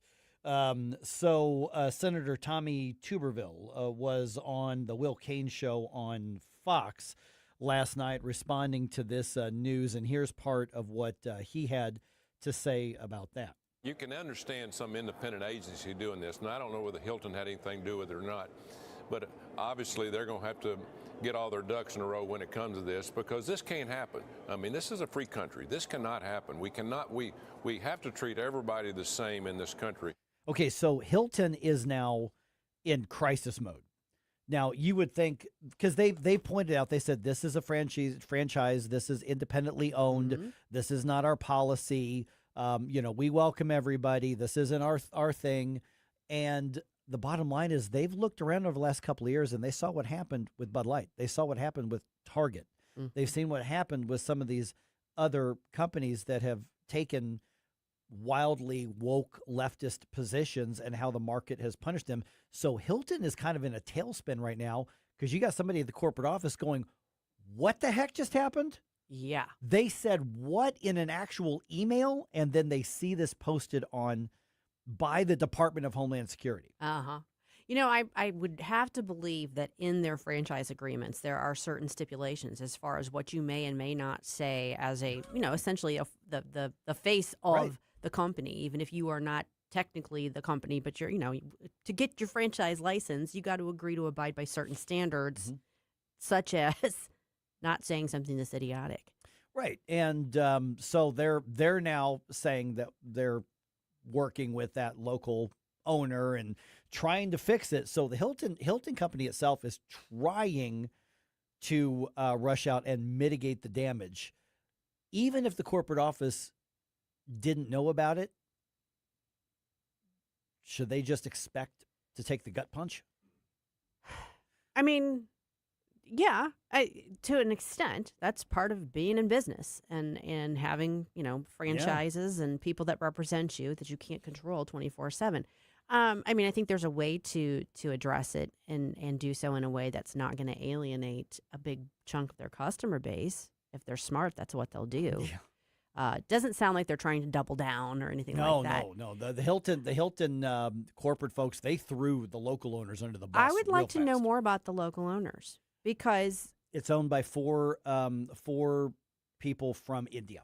I was going to say they may be American citizens. I don't know. Assumption is that either the ownership and or staff are largely immigrants. Yes. Maybe all here legally, but maybe super sensitive to the idea of immigration enforcement. So I can kind of get where they're coming from, but that doesn't work in this setting. Right. I'm sorry.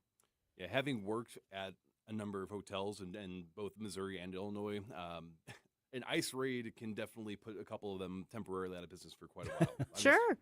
Behind the scenes, a lot of what goes on is not necessarily above board, but since this is the response, then the people that already have an issue with illegal immigration that are pro-ICE may be wondering, well, what kind of people do you have hiring there? I don't want to be giving my money to somebody that might have illegals on their payroll, and you have to sort of address that issue if nothing else. Absolutely. See, and this has opened up that question, because when I first saw the headline and I first saw the post from DHS, the first thing I thought is, oh, you're just decided you want to be woke activist at your local level. But you know what? Here's the libertarian in me, the property rights guy in me. You've got a right to do that. Now by public accommodation laws, maybe you don't, but in my mind, conceptually, it's your property, it's private property. You've got the right to be a bigot if you want. Thank you for telling the rest of us. Exactly. Now we know not to patronize you. Good luck with your business. Right. So the response, though, has been nationwide. It's not just when I'm in the Minneapolis Twin Cities area, I'm not going to go to this one. Yeah. Hilton is dealing with all across the country, people canceling reservations, people canceling their rewards memberships, people canceling, I guess there's like a Hilton credit card that's out there. So all of these Hilton things, Hilton honors and all these, people are canceling those, and the corporate office is going, it wasn't us. So I want to point something out. Two things. Number one, Minnesota has really become like the center of the universe because Target's based in Minnesota too. Setting that aside, I boycotted Target for a long, long time. And that was, Target was. I still don't go there. I was there twice a week at least for years. It was my go-to. I had my Circle card. I had everything. And I didn't go to Target for 2 years. I now will go occasionally because they've moderated their stance a little bit. And sometimes it's just the most convenient place to go for something. But it's not my go-to anymore, and it hasn't been for a long time. But that was aimed at Target. I'm a Hilton Honors member. I don't travel that much, but I'm not feeling this directed at the Hilton corporate level. So my instinct isn't to, pound my fist and cancel my membership over this. Because the corporate ownership has made really clear. They're like, we didn't do this. These were the locals here, and we're dealing with them. So they're actually trying to do the crisis PR thing right. Now, Scooter says, who wants to stay at a hotel where they are staging law enforcement operations in the parking lot or allowing them to roam around the hotel? That there are a lot of common sense reasons where a business wouldn't want a group like ICE or maybe a SWAT team or something of that nature to be concentrated stationed up there. Wouldn't bother me as long as they're not partying too Allowing late. them to roam around the hotel? What does he think they are, feral kittens? Well, because I can... Again, probably more so the lower income areas where they have like the Motel 6s and those sorts of cheaper, that would probably be where you would be more concerned because of. But that customer base didn't go to the Hilton. Yes, so I can't imagine that anybody that has Hilton money or at least to stay there is going to have a complaint unless there is something nefarious going on that they don't want being. Yeah, I mean, if I drive we've got rooms reserved tonight in Jeff City, you and me, and I don't know when Chris and Tib are going down, and our boss Jeff and so if I drive up there and there are a bunch of law enforcement vehicles parked all in there and like they're all staying there, it doesn't bother me. If anything else, I'm like, I'm fine. For me, it's like, good, great. Yeah. I feel like I'm extra safe. I will say that there have been times I pulled up to a restaurant and I saw an ambulance parked there and I went, ooh, no, maybe I'm going to go there. And that was probably just the paramedics having dinner. I'm like, I'm not, no. But does he think they're going to be patrolling the halls? They're staying there. They're staying there because they're going to be doing some enforcement operations, but does he think they're going to be doing it in the hotel? Well, again, depending on the area where this specific Hilton's at, a lot of Democrat and left-leaning people already view ICE as like Gestapo thugs, and that sort of fear mentality is already within them. So if you see, I know people, even if they just see a cop car parked, doing nothing at all. They think that there's something nefarious, there's going to be an issue, an altercation, and that's it. So Now, maybe it's just a mindset thing. But with the email the DHS did the screenshot and released, it was very clear. We oppose your work against your kind illegal is not aliens. welcome here. Your kind is not welcome here. You are not allowed to be here because you are enforcing immigration laws. And so the locals did that. And I would even argue, like I said, it's your private property. I think you've got a right to do business with who you want to and not do business with who you don't want to. Right, but then there's going to be ramifications of that. But there are consequences for that. And right now, every other Hilton in the country is like, what the heck is happening right now? Why did my vacancy just go from 15% to 24% or whatever it is? Oof. All right, News Talk STL family, let's make your voice even louder. If you're watching the show on our stream right now, please share or repost us now and let your friends and followers know it's go time in Missouri and nationally. So let's get the word out.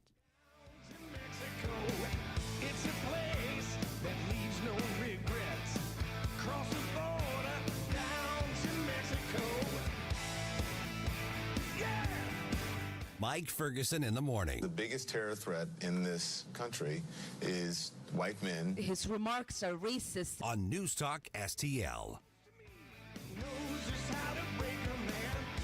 From the Michaels Flooring Outlet Weather Center. We continue to ride this wave of unseasonably warm winter weather, once again topping out about 20 degrees above normal this afternoon. My forecast high sits at 60 degrees. Very nice. Pockets of clouds around this morning, but mostly sunny skies this afternoon as winds turn out of the west at 10 to 15 miles per hour. Mostly clear tonight, down to 36 for the low, and we'll keep the beautiful weather going tomorrow. Mostly sunny and a high of 62 Wednesday. From the First Alert 4 Weather Center, I'm meteorologist Matt Chambers. Hey, it's Susie Moore. If new flooring makes you think hassle, think again, because Michaels Flooring is changing the game.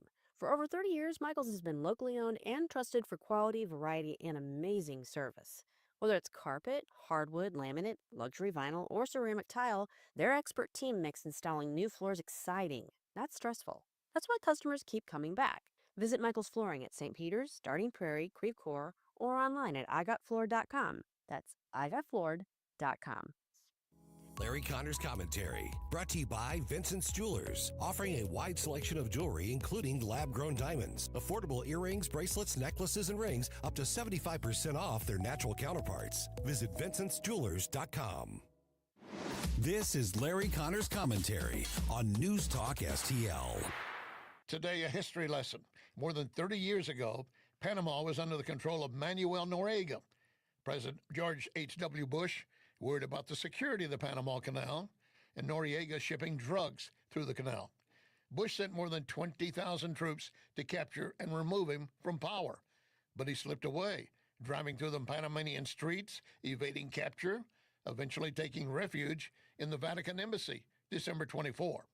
U.S. forces could not storm that embassy, but they surrounded it, blasting music 24/7, Alice Cooper and Black Sabbath and other songs. Well, that was enough to force Noriega to give up. January 3rd, and then he was taken into custody, brought back to the States for trial.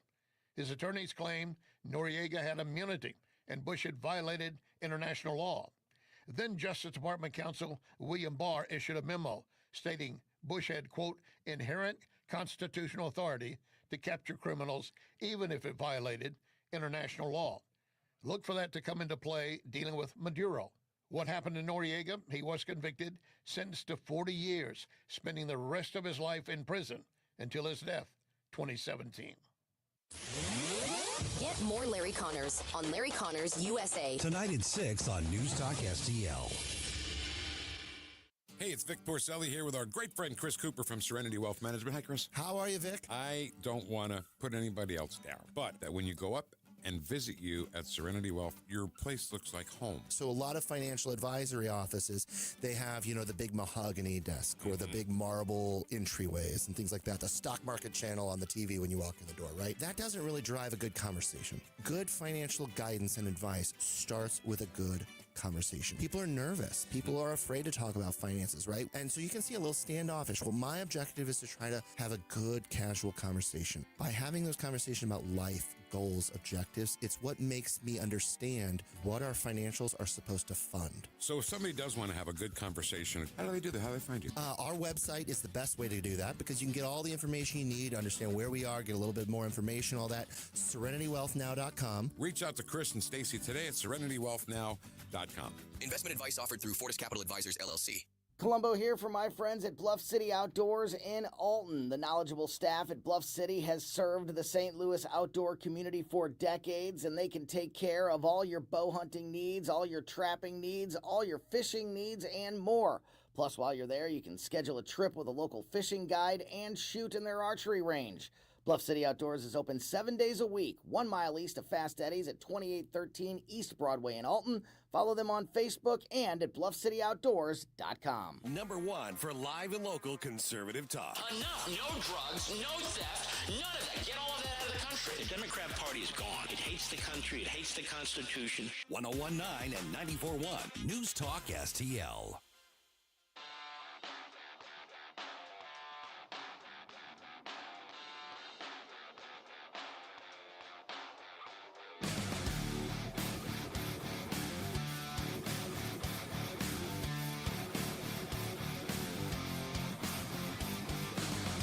Let's get back to all this madcap mayhem with Mike Ferguson in the morning. But don't forget, stick around for Jones and Arps every Monday through Friday, 4 to 6 p.m. Tim was the first one I heard who said this, so I think he coined it, but he calls election years campaign silly season. Mm-hmm. It's very appropriate. So much truth to that. So very. Yeah. All right. All politics is local. That's the old saying. That's the old saying. Still a lot of truth to that. I don't think it's as true as it used to be because of technology and communications and social media and everything. But in 2026, I think a key part is somewhere in the middle. The key part is probably at the state level. Yeah. Really, both from federal government to us, but then also other way around. And obviously local governments, right now are either fighting or asking for help from state government. True. So at least in Missouri, also in Illinois, state government, I think, is really where it's at. Not that local government does matter. Local government's crucial, which is why the April elections are so overlooked and neglected. Mm-hmm. I would argue they probably affect you even more directly than the races for Congress. Probably. And I say that every year, and people go, oh, yeah, that's probably true. And then they forget that there's an April election for mayor or city council or school board, and then they wonder why the dolts get elected. Well, because you're not paying attention. Because you're not paying attention. You're not voting. That's why. Go vote. So, but state really is where it's at. We'll talk about why I think that's crucial right now, especially as we're headed to the Capitol tomorrow. But there is so much news to keep up with. A lot of that around the country, around the world. I guess, Susie, good thing we've got a one-stop shop for that. So, Susie, what is hot on Red State today? This is the Red State Rundown. I will tell you, there's a lot hot on Red State today. We've had a lot of articles go up this morning, and so I encourage people to go check them out. It's kind of on a wide variety of topics, but a key one right now is from our friend Jennifer Oliver O'Connell about this left-wing journo who thought it was his job to expose the Delta Force commander who took down Maduro, and that backfired spectacularly on that journo. Yeah. What? Yeah. Well, he thought he was being all that in a bag of chips, but no. Okay. He learned the hard way. So he was hoping that the Delta Force commander was going to be politically correct or something? Yeah, well, and he actually doxed the wrong guy in the process, Ooh. and then tried to justify it all. So when you're going to pick a fight, think about who you pick a fight with. Yeah, it's not very wise. Ooh. Jennifer's got another top story for us today about the Corporation for Public Broadcasting, which I think we're going to talk about later. This in a little bit, yeah. She says they're officially dissolved. Let's salt the earth where it stood. So check that article out. It might be a little salty from Jennifer. And last but not least, Senator Rand Paul he's really dug in on this Quiet Skies program, and he came out today with a further expose on the Biden administration's no-fly nightmare for January 6th dissenters and people who were wrongly lumped into that group and surveilled inappropriately. So check that one out. It's from Ward Clark. All right, RedState.com, of course. All right. As we keep mentioning all this week, so we're doing the show tomorrow from the Capitol. And listen, I've been to the Capitol a lot, so it's not like, ooh, look at us from the Capitol. Anybody can walk into the Capitol. You I go to worked the there. And yeah, you worked there for a long time. But here's the thing to keep an eye on. We're getting a preview and kind of taking the pulse of what's happening in the legislature, and you can just do that easier from there, which actually we're actually having a bureau. We've got a NewsTalkSTL bureau and mini studio in the Capitol now. So that's what basically the name that's being built for NewsTalkSTL. One thing to keep an eye on here, and I don't know how real this is or how much this is leftist media and Democrats trying to manifest something, but I've heard reports on tension in the state Senate, and what they mean is tension among the Republicans in the state Senate. I don't know how much that's still true. Now, I'm going to be asking around tomorrow when we're in the halls tomorrow. But are you tense? How are you feeling? Yeah, really, exactly. Sorry. So that is the one variable that media keeps wanting to put up there. And the Missouri Independent is the one that wrote the article. They got picked up by everybody else. And so I don't know if that is them reporting on good faith what they found, or them trying to stir the pot up on there.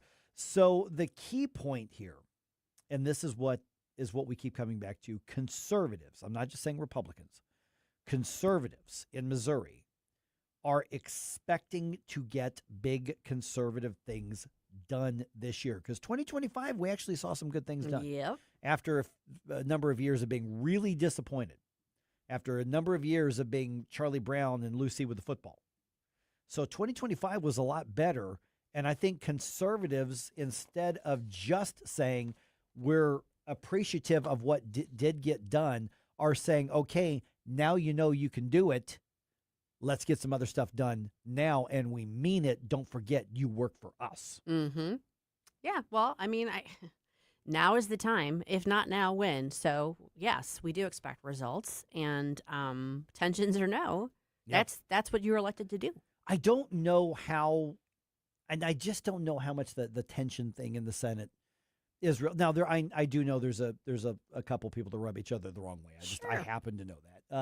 But you're going to have that anywhere on this. Any organization's going to have that. But what we also have is, and I've disagreed with Governor Kehoe on a couple of things, but overall, I'm pretty much think he's on the right track. Mm-hmm. I disagree with him on the stadium thing, Mm-hmm. but I love a lot of the other work that he's doing. And I think what you have is a leader that we did not have before. Yeah. And that makes a massive, massive difference. Yes. Yeah. There's a different attitude. There's a different vibe. There's a different energy level. Right. And different level of communication. Yes. From what I'm being told in the legislature is they're saying, we're hearing from him. We're hearing from his staff. We're meeting with him. Imagine We're that. on the same page. That's a good thing. It's a very, very good thing. And that shows a stronger executive, not necessarily stronger as in big government, but stronger as in I'm setting the tone. Let's get on the same page, trying to get lawmakers to buy into what he's looking to do. And the lawmakers, I think, really feel like they've got a teammate. Yes. As opposed to, and again, I don't think Mike Parson was opposing the conservatives. He was just kind of there, and he didn't do any hurting of the cats. Right. And then you had all of the bee slapping each other in the legislature and the state Senate on the, between. I just don't think he was leading. No, he wasn't. He was just kind of there. He was presiding. Yeah. I mean, and Mike Parson, I think, was the right guy for the moment after the Eric Greitens debacle. Yeah. Because we needed a little calmness. Right. You needed a little aw shucks. Well, it'll all be okay. Yeah. And remember, his legacy is appointing. Look at how many people he appointed, and he made very good picks. He did. Now, he missed the boat by not appointing me to be a judge in St. Charles. I agree. That's my one beef with him. But the that benefit aside, of that is you're here now. it's true. You can Silver just judge me lining. silently. Or not silently. That's right. That's true. Or out loud. Yeah. And so, Mike Parson does have a positive part He to his absolutely legacy. does. But other than that, he really wasn't the strongest governor. Very nice guy. Very nice. But I'm happy that he's in retirement. Yes. And I mean that in a positive way. And I'm so far liking what I'm seeing out of Mike Kehoe. So far, yeah, I think a lot of conservatives have been pleasantly surprised. And again, the stadium thing notwithstanding, which is all kind of a moot point anyway. Yep. But I think Governor Kehoe is setting a very solid conservative tone. He has not shied away from things like the Second Amendment. He's not shied away from the pro-life issue. I think he's establishing himself as a good leader who has the potential to be a very strong conservative leader in the state, but also a strong conservative voice around the country. Yeah, he just got an attaboy last week from President Trump. Oh, I did can't he? remember what the issue was, but he got a little congrats to Governor Mike Kehoe, who's doing great work, that sort of thing.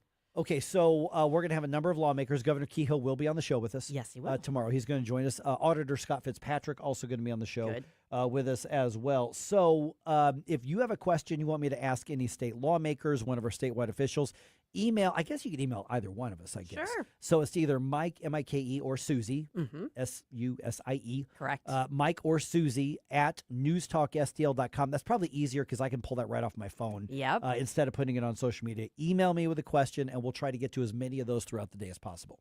Yeah, and if you are among those that visit us on our stream, well, hello. You can also leave a comment on our social media platforms, and we will. I'll go ahead and forward those to Mike and Susie. Now, I've been wondering though. Do you remember those cuts to public broadcasting that was announced? Well, we're seeing the next step in the results of that. We'll explain at 7:50.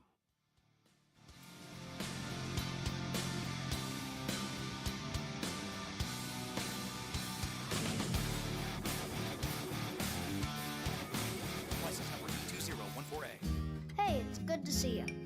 At Grasser Home Services, we're looking for happy plumbers to join our team. Plumbers who are polite, honest, and do the job right. And love dogs. They must love dogs. Plumbers who treat customers' homes with respect, care about the details, and show up on time. Know a happy plumber who's great with dogs? Have them call Grasser Home Services. Green is always Grasser at GrasserHomeServices.com. Now you can fly anywhere in the world and pay discount prices on your airline tickets. Book a flight today to London, Paris, Madrid, or anywhere else you want to go. And pay a lot less guaranteed. Call the International Travel Department right now at Low Cost Airlines. 800-515-2397. 800-515-2397. That's 800-515-2397. 1949, the last time a Republican held the top post in St. Louis City. A gallon of milk was 84 cents and streetcars ran down Grand Avenue. Unfortunately, St. Louis City streets are no longer the epicenter of family and business life. In the 80 years of Democrat control, our city has been on a steady decline. Hello, Kirk Ilsinger, chairman of the Republican Party for the city of St. Louis, and we believe it is our duty to provide a different path forward. I invite you to our meetings the first Thursday of every month. Learn more at stl-gop.com. Paid for by St. Louis City Republican PAC. Curtis Farber, Treasurer.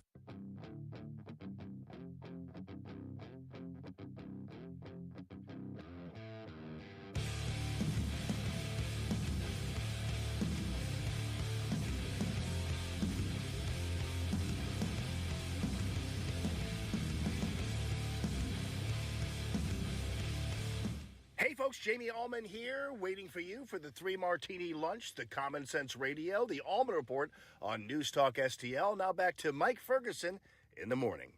All right, chalk up another win for the Trump administration. The Corporation for Public Broadcasting votes to go away. Well said. Oh, wait, they had options. They didn't have to do that. No. But they chose that. Do you think they just saw the writing on the wall? I guess. Now, remember, this is not NPR or PBS voting to go away. This is the Corporation for Public Broadcasting to go away. So why would that be significant? I know you're covering this on RedState, obviously. Well, because that's the parent company that oversees those networks. That basically funnels the money to it. Yeah, exactly. But yeah, I mean, so yeah, they filed a status report with the court that basically said, well, we're waving the white flag, we're going away. But they didn't do any. They didn't seek any alternative funding. They didn't seek any way to stay alive. They basically just said, if we can't have the government money, we're out. Yeah, and they took a cut of what, like $9 million or something like. It really wasn't a huge amount that they had cut, and even that was more than they could handle. And so we told you at the time, the NPR and the PBS stations around the country, they got funding from the Corporation for Public Broadcasting and now don't get funding from the Corporation for Public Broadcasting. For the most part, they're going to be fine. Yeah. They're not going anywhere. Channel 9's not going anywhere. I had a friend years ago when I was living in another city. He worked at the local PBS station. Actually, really good guy, very good at what he did. 100% justified, the money that was spent. But then again, they had no problem finding private grants to sponsor his program, which was a public affairs program. And he was very good and very objective at it. Very rare in a PBS setting. Yeah. And so the market said, oh, we want to keep that on the air. And I was having lunch with him one time. And of course, it's like, they have to have a token European person to do local program. I think that's like a rule at NPR and PBS. So I'm having lunch with Nick, and the Republicans were blustering back at that time about, ending funding for PBS and NPR, which they did every once in a while. Donald Trump just finally did it. Yep. And he shrugged and he goes, every time Republicans make a stink about cutting our funding, our donations go straight up. He said, so we don't mind when Republicans do that. Now, he was talking locally here. Sure. He goes, sure, they have to, make their campaign and have to. They said, but our donations go up when that happens. Yeah. Which tells you, okay, if there's a market for it, then they'll be fine. They'll be fine. If there's no market for it, then why are we doing it? What are we propping up? That's right. Now, what's interesting is there have been a lot of PBS and NPR stations that have had to do cutbacks. They've had to do layoffs. Okay. Guess what? So have just about every business in the private sector. Yeah. I mean, that's not unique to public broadcasting. That's true in the media. It's true, like you said, in pretty much every sector. That's the real world right now. That's called economy, and that's called the reality of it. Now, what's interesting is that there have been some stations, particularly radio stations, that have disaffiliated from NPR. Now, I don't think they're changing their programming. They're still going to be a quote-unquote public radio station, but they've decided to disaffiliate because of the cost of the affiliation. There's a fee that you pay, I'm sure, for that if PBS doesn't actually own the station. And so some of them have done that and gone their separate way and probably just pay for the programming separately and that sort of thing. So it's forcing them to reevaluate their business model because the gravy train is cut off. And all of this came from that discussion out of the Doge issue. Yeah. And honestly, this is one example where Doge worked and we should have done more of the Doge cuts. Yeah. No, I mean, it actually is showing things working the way they should and government being responsive to the people that are funding it. What a novel concept. Imagine that. And I checked this morning just to make sure I didn't miss anything. But as of this morning, not one single PBS, not one single NPR station has gone off the air because of funding cuts. Now, your reaction may be, oh, that's too bad. Well, give it time. Maybe some will. Yeah. But, I mean, you don't have to watch it. But now you also don't have to fund it. That's the important part of it. Yay, win-win. And so what'll happen is they either have to become broader in their perspectives and reach out to more of the market, or they just simply have to find other people to fund, the left-wing, aspect of it. Yeah. I had a radio consultant years ago tell me, he said, when you look at the funding of the typical NPR station, for instance, you look at their, not just Corporation for Public Broadcasting, but you look at typical NPR station often are owned by colleges or universities. That's pretty normal. Sure. And a lot of PBS stations Yeah. are the same way. But he was looking at NPR, he was looking at radio. He said, you know where most of their funding comes from? And I'm like, I'm sure you're going to tell me. He said from within a half mile of the station because they're on the university campus. And then what happens is the funding and the grants from all these departments and school of this, that, and the other, they get funneled right into there to keep that station and that viewpoint on the air. Yeah, I was listening to some NPR on my way home from Illinois just because that was among the only stations I could actually get signal for. I was letting my phone charge. We were also be listening to the NewsTalkSTL app, obviously. But a lot of the rotating commercials were like, we need donations from the public. That's what keeps us on air. And I can't imagine people are not donating to PBS and NPR for their funding. So if that's the case, and there is that demand, then why does the government subsidizing essentially the programming really matter besides the fact that it's sort of a propaganda arm of the DNC? Well, you may have just answered your own question there. Right. Yeah. Well, but also compare back to over 30 years ago. So I'm going to go back to before you were born. We had NBC, CBS, ABC, and PBS. Yes. Before, cable. Typically, that's what people had. I remember the days. We had KPLR. We had a couple. Well, locals. that's right. Here locally, you had KPLR. Chicago, you'd have WGN and those sorts of things. But yeah, that was it. Slim pickings. Right. And so even back then, there were some Republicans that were getting a little, irritated with PBS. And then they came out with a campaign, I want to say back in the 90s, or maybe it was early 2000s, where they said, if PBS doesn't do it, who will? And they actually ran that campaign, and this was not even 20 years ago. If PBS doesn't do it, who will? I have a snarky joke. Because the answer for most people was, I don't know, the History Channel, the Weather Channel, and they listed, every single specialty channel out there, right? HGTV, and everything is like there's lots of places. Yeah, to do there's that. plenty. No, I was just thinking about the joke about jobs Americans won't do. Like, you gotta have illegal immigration so that someone will run the PBS station. That's right. I don't know. It's the same song and dance, and it's just trying to justify government expenditures. And look, we're not in a situation where we've got money to throw at everything, and we shouldn't be doing that. And this is a massive victory. And I started off the segment saying this is a victory for Donald Trump, and it is. It is. But this is also one of the victories I think that conservatives can claim, because not everything Donald Trump does is conservative. But in this case, he was spot on, and he followed through. And guess what? The world didn't end when some spending got cut. Shh. The secret's out.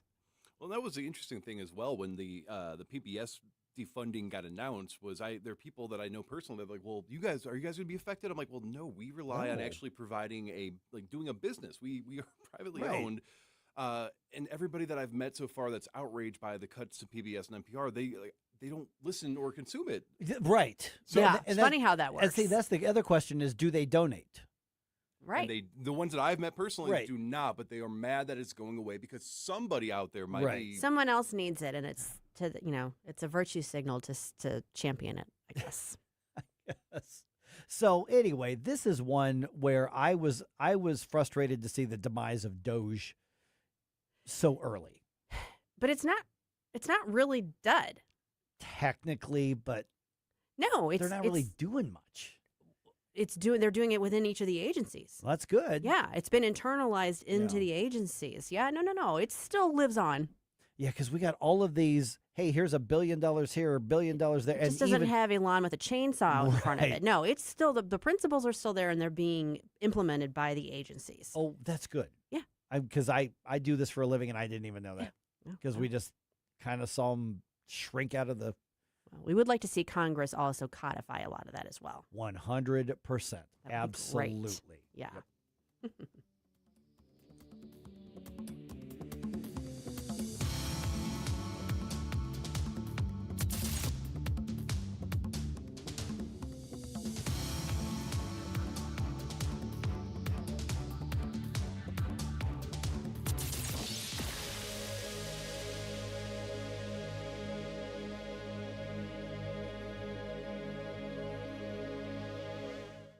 NewsTalkSTL is proud to have Doug Voss of Safe Bunny Radio as part of our lineup each week. Doug has been a staple on the St. Louis radio airways for many years as one of the leading financial experts in the area. You can now hear Doug and Safe Bunny Radio every weekend on NewsTalkSTL. But in case you miss anything, you can check it all out at DougVossSafeBunnyRadio.com. What else do our listeners need to know, Doug? Simply put, I focus on helping pre-retirees and retirees build, preserve, and protect retirement assets, and I've been helping my clients solve their insurance and financial needs for the past 33 years. I also strive to educate my clients on how to prepare for retirement, minimize the impact of market volatility on their assets, and deal with the challenges of increased longevity. Call me today at 844-676-SAFE. That's 844-676-7233. Doug Voss is a registered representative. Securities offered through DHL Securities, LLLP. Member FINRA and SIPC.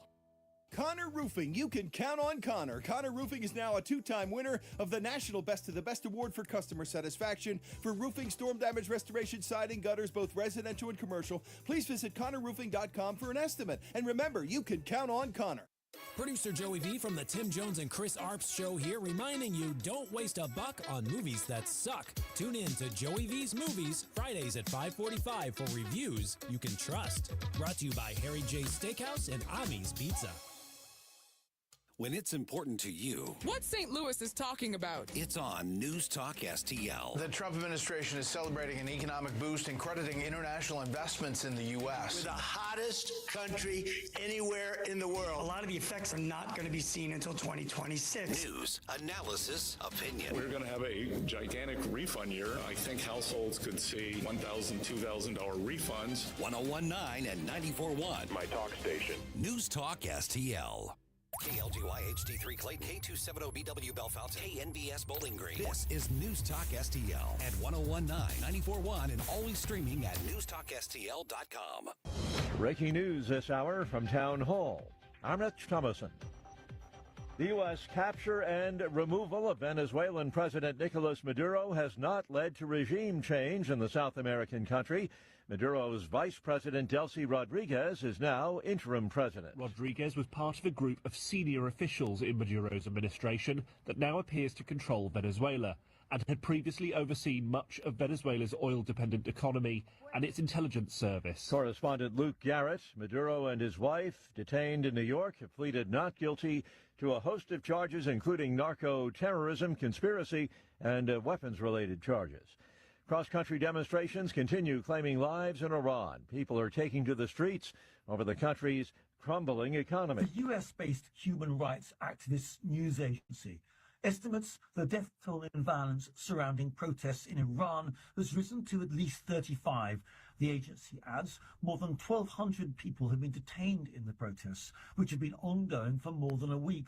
It's clarified that 29 protesters, 4 children and 2 members of Iran's security forces have been killed. The group, which relies on a network inside of Iran for its reporting, has been accurate in past unrests. The semi-official Fars news agency, believed close to Iran's paramilitary Revolutionary Guard, says some 250 police officers and over 40 members of the Guard's volunteer group have been hurt.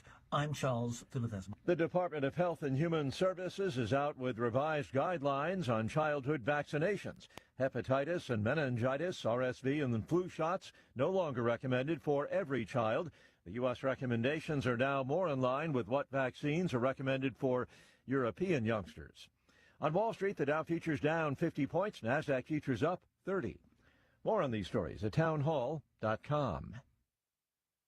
They say timing is everything in the gold and silver markets, and it's true. Dennis Prager here for AmFed Coin and Bullion. Although you can buy at the right time, if you buy the wrong coins, you may not make a profit. When gold was $400 an ounce, many people were talked into buying high-grade old gold and silver collector's coins. Unfortunately, most of the people who bought these so-called semi-numismatic coins, like the $20 St. Gaudens and Liberty Head gold coins, have not broken even on their investment.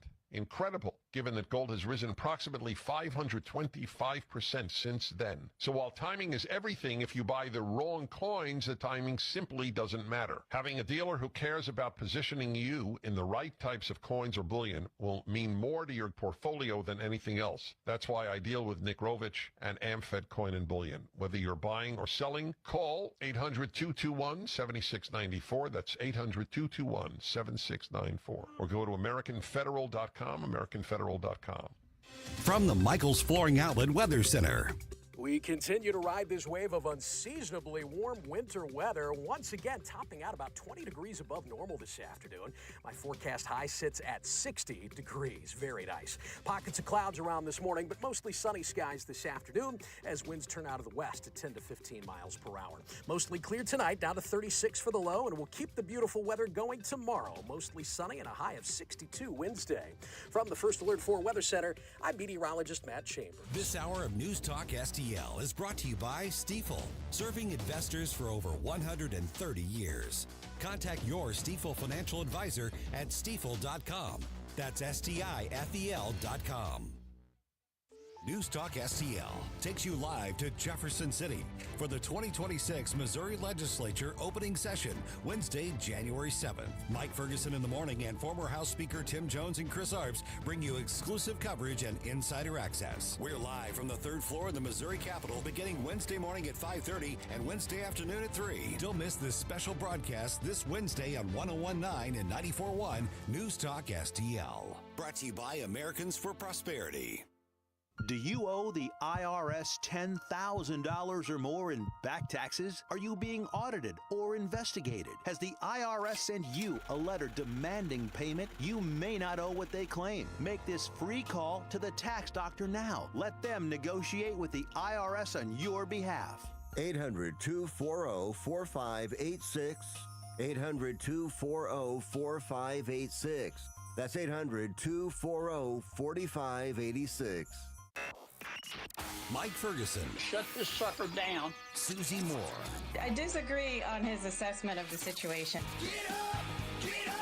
Can't you hear the alarm? Get up, St. Louis. You're not supposed to lie, but you're definitely not supposed to lie when you're under oath. Mike Ferguson in the morning on News Talk STL. All right, so long, Tim. America's probably third worst, maybe fourth worst governor. Depends on where you put Kathy Hochul. Yeah, he's he's in the running. He's got to be, I would say, third or fourth worst. I mean, you got Gavin Newsom and J.B. Pritzker vying for number one. Right. Then where do you put Walz and Hochul? Yeah, they're kind of neck and neck. Yeah. All right. So he is calling it quits. And I would say this is most likely for the political career. I mean, anything can happen in politics. But he is saying he is done and he is mad because it is those mean old Republicans' fault. Yeah. Right. Maybe he can go teach in China. Maybe. All right. So we'll get to that in just a second. But we do have an update to what we were just talking about. We do. If in case you missed the story, a Hilton hotel or a Hilton franchise in Minnesota was busted for saying, you DHS ICE agent, we don't want your kind here because of you're enforcing laws on immigrations, and they canceled their reservations explicitly saying it's because you are doing immigration enforcement. Correct. And this was a franchise operation in Minnesota, and the Hilton company has responded. Yeah. Now, they responded initially yesterday with some kind of corporate speak, but it was distancing themselves from the franchise. It was buying themselves time so they could figure out what they were getting hammered with because they were caught off guard by this. But now they've officially responded. Okay, what'd they say? What they said is the independent hotel owner had assured us that they had fixed this problem and published a message confirming this. A recent video clearly raises concerns that they are not meeting our standards and values. As such, we are taking immediate action to remove this hotel from our systems. Hilton is and always has been a welcoming place, blah, blah, blah, blah. Yeah. So they're cutting ties. Wow. So the hotel owners no longer are going to have the Hilton affiliation. So speaking of you're not welcome here. Yeah. Good. So you know what? Good on the Hilton company for responding that way. That's why I wanted to say this was a franchisee. This was a local organization. So there's the update because I want you to have all the information. Correct. All right. We're now joined by Teri Christoph from RedState. Yay. And Teri, appreciate you being back on the show here. So Tampon Tim decides not to run for real. Oh, I can't. I'm not supposed to say that. I'm sorry. Why? Tim Walz. So Tim Walz says, I'm not running for re-election. And he is at least transparent enough to say it's because of all these political headaches. I can't, focus on what he called my personal political goals and do his job as governor. But the reality is that he's just been beaten by the Republicans because of how bad he is. Oh, absolutely. He is definitely the target of a few efforts by the federal government and the Trump administration to bring some accountability to what's going on there. It's interesting how every story is leading back to Minnesota today, like crazy hotels, crazy governors. But yeah, he put out, because Tim's a victim, most of all, he's a Democrat, so he's a victim. He sat with his family over the holidays and he, considered what was best, because he's such a giving guy, what's best for everybody else, not for him. And boy, he decided that Trump has really kind of made it impossible for him to run for re-election. It's never Tim Walz's fault for what's going on with Tim Walz, but it's somebody else's. So yeah. So it was a bit surprising to me. I wasn't expecting anything like this, but in digging a little deeper, even before Nick Shirley's blockbuster video exposing the fraud in Minnesota hit the internet, his poll numbers, his approval rating was pretty much tanking. So he was already not really very popular with the people. And I think the Nick Shirley video I think in a matter of weeks, Tim Walz's career, his political career, just went into the flaming dumpster fire. Yeah, it couldn't happen to a nicer guy, right, Teri? Seriously. I'm wondering how much blowback this will have on, for instance, the DNC and Kamala Harris, because, he was their choice. He's who they decided that was going to be a great vice presidential candidate just last year. Do you see this, basically, I don't know, having lasting effects on other parties in relation to this? I mean, it should have an effect on Kamala Harris, who still at this point leads, I think, by a pretty significant amount in polling about who are the front runners for 2028 for Democrats. Like, she still has a pretty sizable lead over Newsom and Buttigieg and all the other ones. It should be, a millstone around their neck, but it's the Democrats, though. There's no weirdness. I'm from Virginia. There's no corruptness that they won't embrace. So I don't think it ultimately does affect her. I think more for her, it's going to be what she knew about Biden and his decline than anything, but it should. Now, whether this affects their fundraising, whether the story of this fraud, this rampant fraud catches fire nationwide, the DNC was having a terrible time with money. They had to pay off a lot of debt that Tim and Kamala racked up during their 107 days of running for office. And they entered last year in terrible shape, and they ended the year having to take out a loan to pay off those debts. So there's a lot of baggage there. But, like I said, I'm from Virginia. There's nothing so bad that a Democrat can't be elected, So that's my take on it. But I do think it's interesting, and I do think it's interesting to there's speculation that Amy Klobuchar might leave the Senate to run for governor. There's a lot of people doing that, leaving Capitol Hill and running for governor, so I wouldn't be surprised. But there's also these little whispers, would she then turn around and appoint Tim Walz to her Senate seat? So there's some craziness that could still happen. So, Teri, when it comes to the downfall here of Tim Walz, how much of this is just the imagery is so bad, the corruption on the video, and we all see it, and there's that guttural reaction from the public? How much of it is that versus how much of it could also be, but they're not done investigating the actual corruption? Is there possibly something deeper that's not outward facing, but that is internal corruption, possibly criminal facing? Yeah, I mean, that's what the Democrats are saying right now. Nobody's accused Tim Walz of anything. He didn't do anything wrong. Nobody's done anything. But obviously, they're looking very closely at that. And I think a damning piece of information would be that people were indicted, convicted. People have been put in jail over some of this fraud, the Feeding Our Families fraud. That lady is in jail. She was convicted. So it's been several years that this was a known problem. And obviously what Nick Shirley's video shows is that nothing was done to make sure it wasn't still happening or to rein it in. And I think that is a pretty damning thing against Tim Walz and his future ambitions, whatever they might be. Hopefully it's retirement. He goes with his weirdo wife, and we don't have to see them anymore. But I would have to think that he might have an inkling that maybe there is something that he did wrong. Teri, you can't see him, but Mike just did the very dramatic turn the page gesture, and I did see on Twitter yesterday. I'm sorry, X. That was like, "Welcome to National Turn the Page Day." Yes, and in fact, I'm writing an article, an ode to Gwen Walz today because I was very taken with her during the election. She was an interesting lady, so I wanted to, take a look back and say maybe head off into the sunset. I don't know where they're going from here. Like I said, with Democrats these days, you just never know. There's almost the bar cannot go any lower. So you never know what's going to happen. An ode to Gwen, ode to burning tires.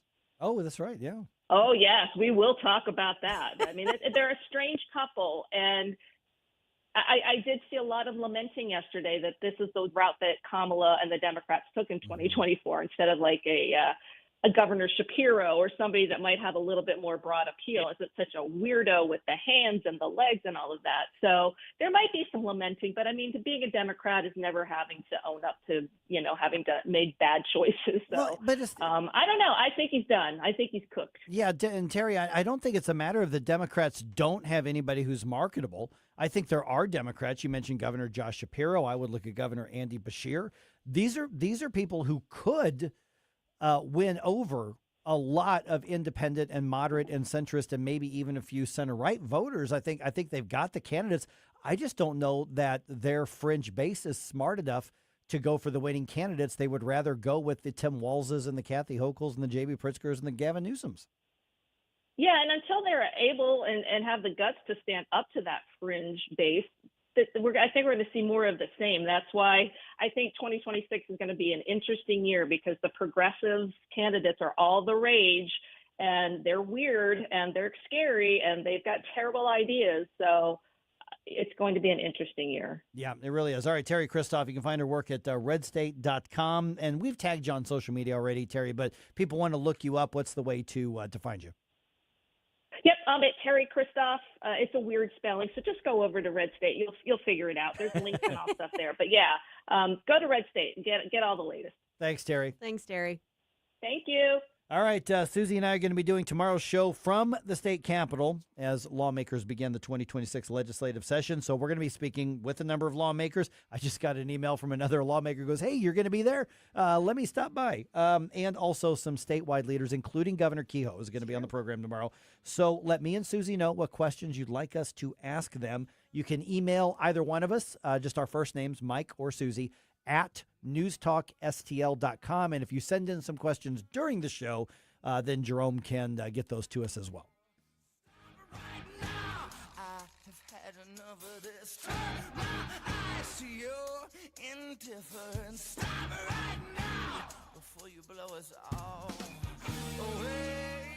All right, maybe time to start to think about how you're going to improve your property, your home. And one of the best ways to do that is to add that fence, to add that deck. Mike Ferguson here from our friends at STL Fenceworks, STLFenceworks.com. Let me tell you something. I was hanging out with the guys from STL Fenceworks with Sean the other day, and I learned a lot of stuff.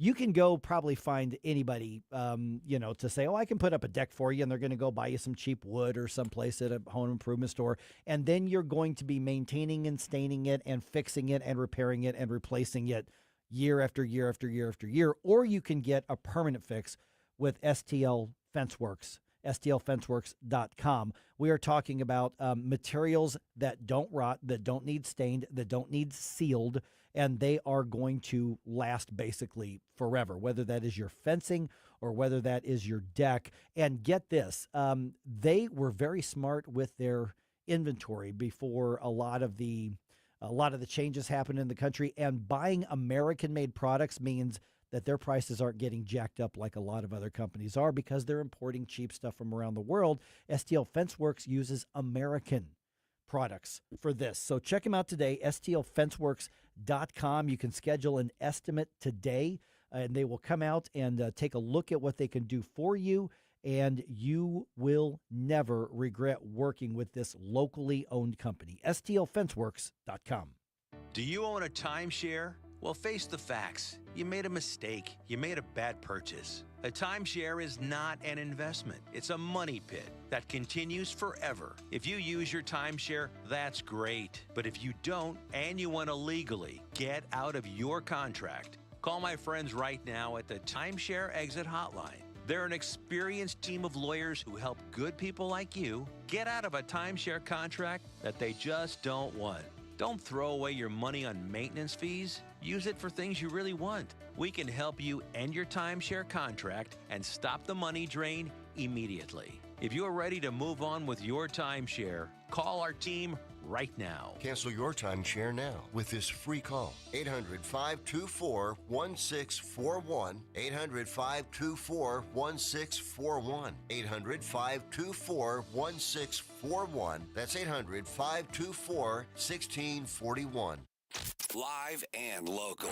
Well, here's what's on my mind. I think I got the solution to immigration. News Talk STL. News, analysis, opinion.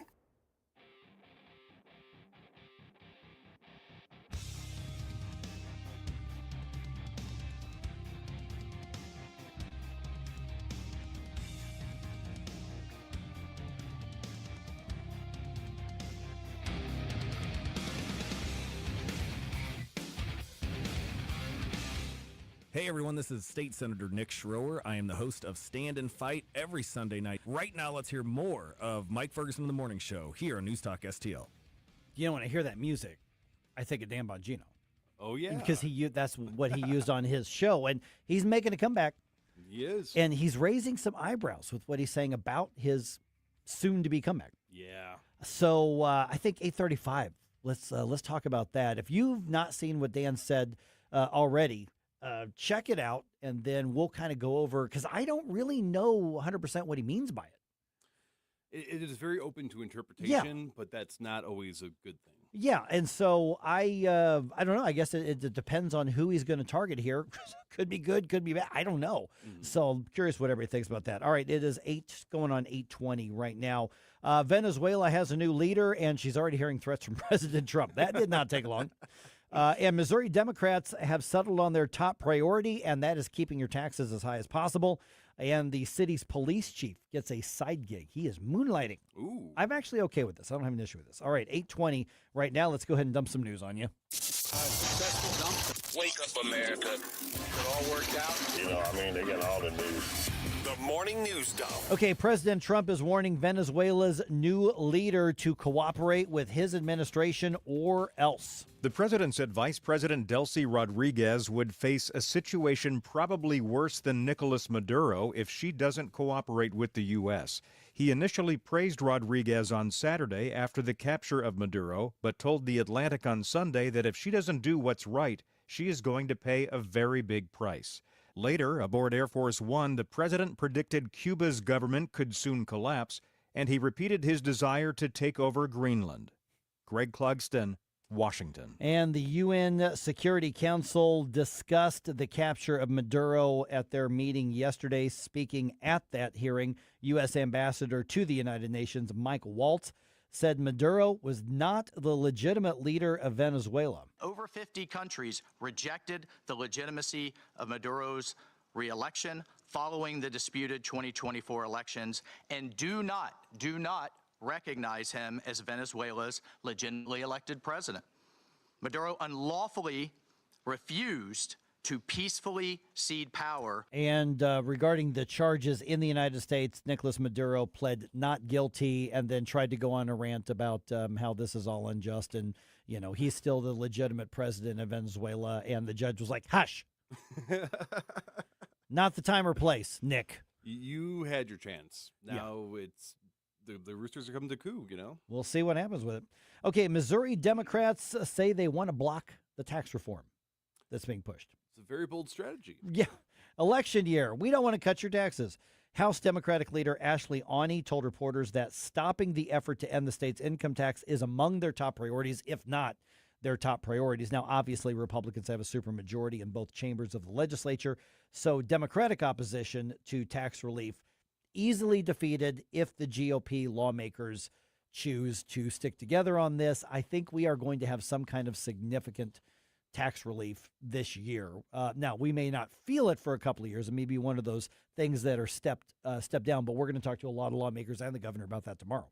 Yeah, in previous years, I could imagine maybe saying we need the tax revenue for essential services to keep the public going, and people may have been more receptive to that. But this year, how much fraud, corruption, waste has been going on that's been exposed, people are furious, and one of the big reasons is because our taxes are being mishandled, and so their strategy is to say, well, we know all this is a public opinion, but we still want your tax money. And I think it's not even, it's that, and I don't want to diminish it because I think you're right, but I think it's also, it's really expensive, and it's not just the state taxes, it's not just the federal taxes, but you're looking at, if you live in the city of St. Louis, you've got a 1% income tax. Yep.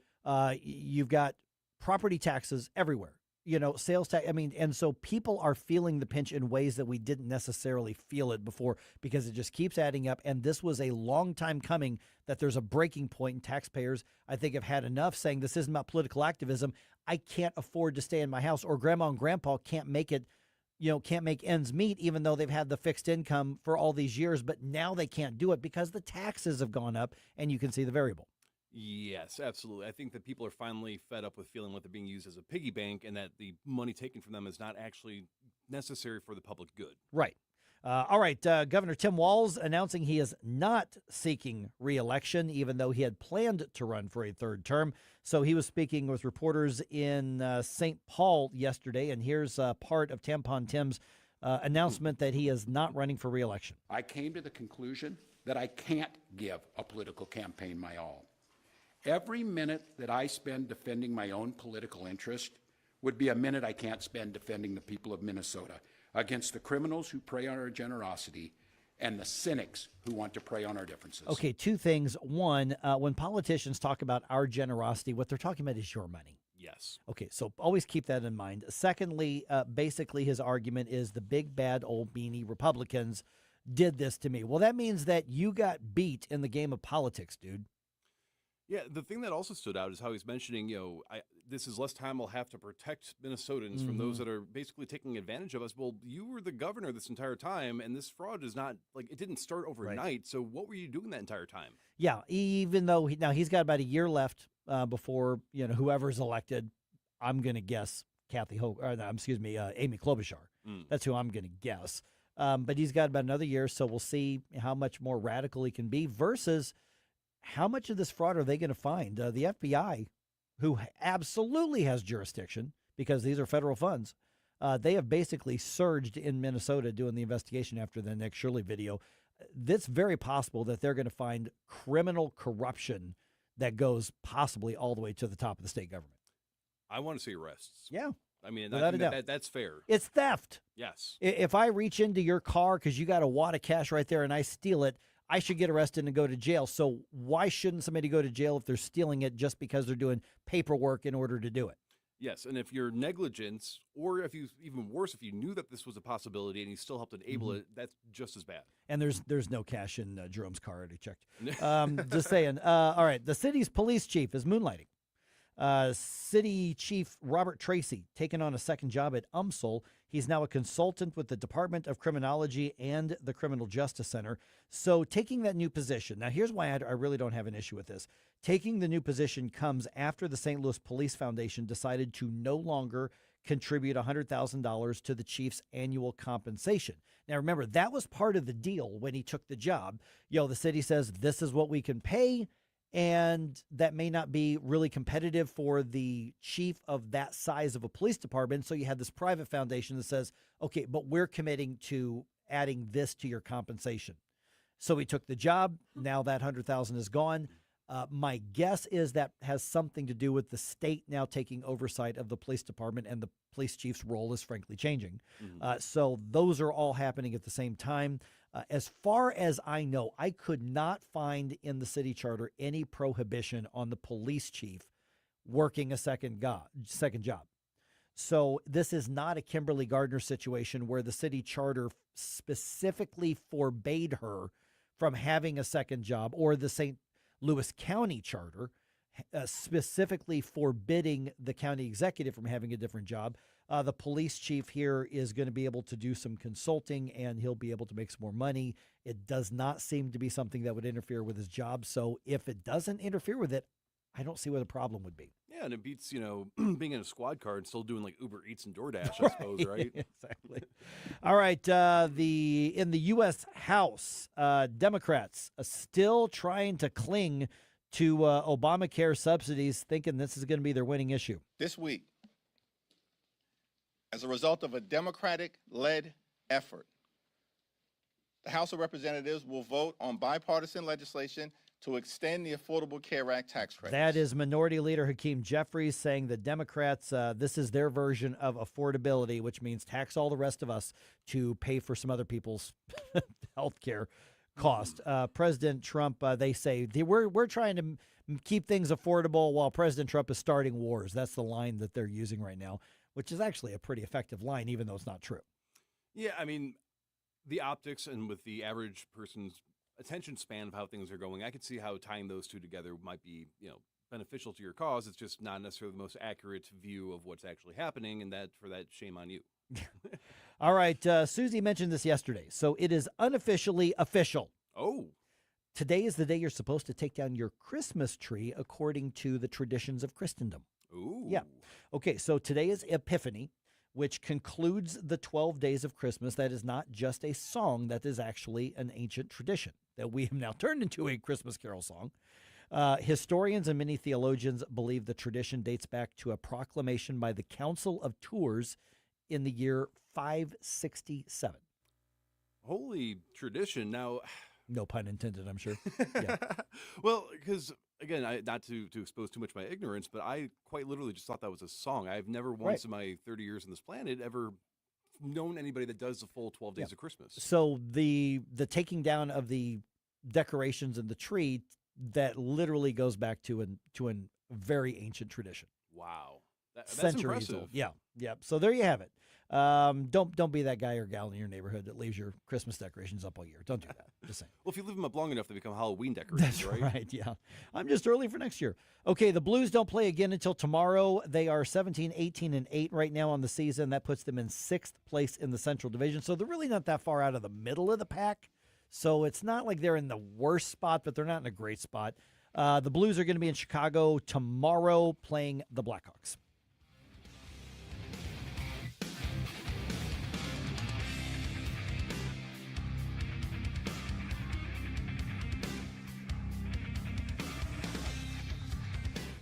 Mike Ferguson in the morning I am not the expert on geopolitics. on NewsTalk STL. From the Michaels Flooring Outlet Weather Center. We continue to ride this wave of unseasonably warm winter weather, once again topping out about 20 degrees above normal this afternoon. My forecast high sits at 60 degrees. Very nice. Pockets of clouds around this morning, but mostly sunny skies this afternoon as winds turn out of the west at 10 to 15 miles per hour. Mostly clear tonight, down to 36 for the low, and we'll keep the beautiful weather going tomorrow. Mostly sunny and a high of 62 Wednesday. From the First Alert 4 Weather Center, I'm meteorologist Matt Chambers. Fox News commentary with Guy Benson next. If you're over 40 and plan to retire someday, the window to protect what you've built may be smaller than you realize. As retirement moves from someday to on the horizon, protecting what you've built becomes just as important as growing it. And that's where Noble Gold Investments comes in. They help investors reduce risk by adding gold and silver to their portfolios. Visit noblegoldinvestments.com, noblegoldinvestments.com. Past performance may not be indicative of future results. Investing in precious metals involves risk. Consult with your tax or financial professional before making investment decisions. Here's Guy Benson. What an achievement by our military, another flawless operation. I think politically, the American people are willing to see the military leveraged for overwhelming uses of power, for military strikes and missions like this, so long as they are discreet, limited, and not open-ended nation building and that sort of thing. And we've seen that as a hallmark of Trump foreign policy going back to the previous Trump administration. And of course, we've seen it vis-a-vis Iran and Venezuela here. For the Democrats, it's just bizarre. The Biden-Harris administration offered a $25 million reward leading to the capture and arrest of Nicolas Maduro. And now Democrats seem to be objecting to, and the DNC is fundraising off of, being angry about the arrest of Nicolas Maduro. It is completely incoherent and unserious. For more commentary like this, go to foxnewspodcast.com. They served our country with honor. Now it's our turn to serve them. Join the freedom13.org for an unforgettable gala honoring America's heroes, February 27th at the Foundry Arts Center in St. Charles. A special evening supporting Freedom 13's bold mission. 50 camps in 50 states on more than 50,000 acres, building 650 homes for veterans, police, and their families. Tickets and sponsorship opportunities are available now. Visit thefreedom13.org. That's thefreedom13.org. The Vic Porcelli Show. It is an honor and a privilege to have U.S. Senator Eric Schmidt. Hey, I have to tell you, I don't know if I've ever told you this. In the 90s, when would this have been? Mid-90s. Yeah. And I was I worked at Grant's Farm, and I had a couple other jobs. In the afternoon, I would often hear and listen to Porcelli's Deli on the radio. Thank you so much. Thank you for listening. Thank you for making me feel older than I already feel. That's just great. Vic Porcelli, live and local, weekday mornings at 9 on News Talk STL. Hanson's Tree Service at hansonstree.com is your one-stop shop for expert insured tree care and more in the greater St. Louis region and at the Lake of the Ozarks. Visit hansonstree.com for 24/7 emergency tree care, grinding and land clearing, awesome organic mulch, green resource recycling, and more. Tim Jones here to tell you that whether you're dealing with old man winter at your home or business in the St. Louis region or preparing your lake home for spring, call Hanson's to help you out. No job too big or too small. Mention News Talk STL. Receive 10% off all tree care services. hansonstree.com, hansonstree.com. This is News 4 Chief Meteorologist Steve Templeton, and we're proud to be the official winter weather source for News Talk STL. The First Alert Weather Team is working hard to keep you ahead of the big weather changes and help you plan your day. So stay connected this winter with Channel 4 and News Talk STL.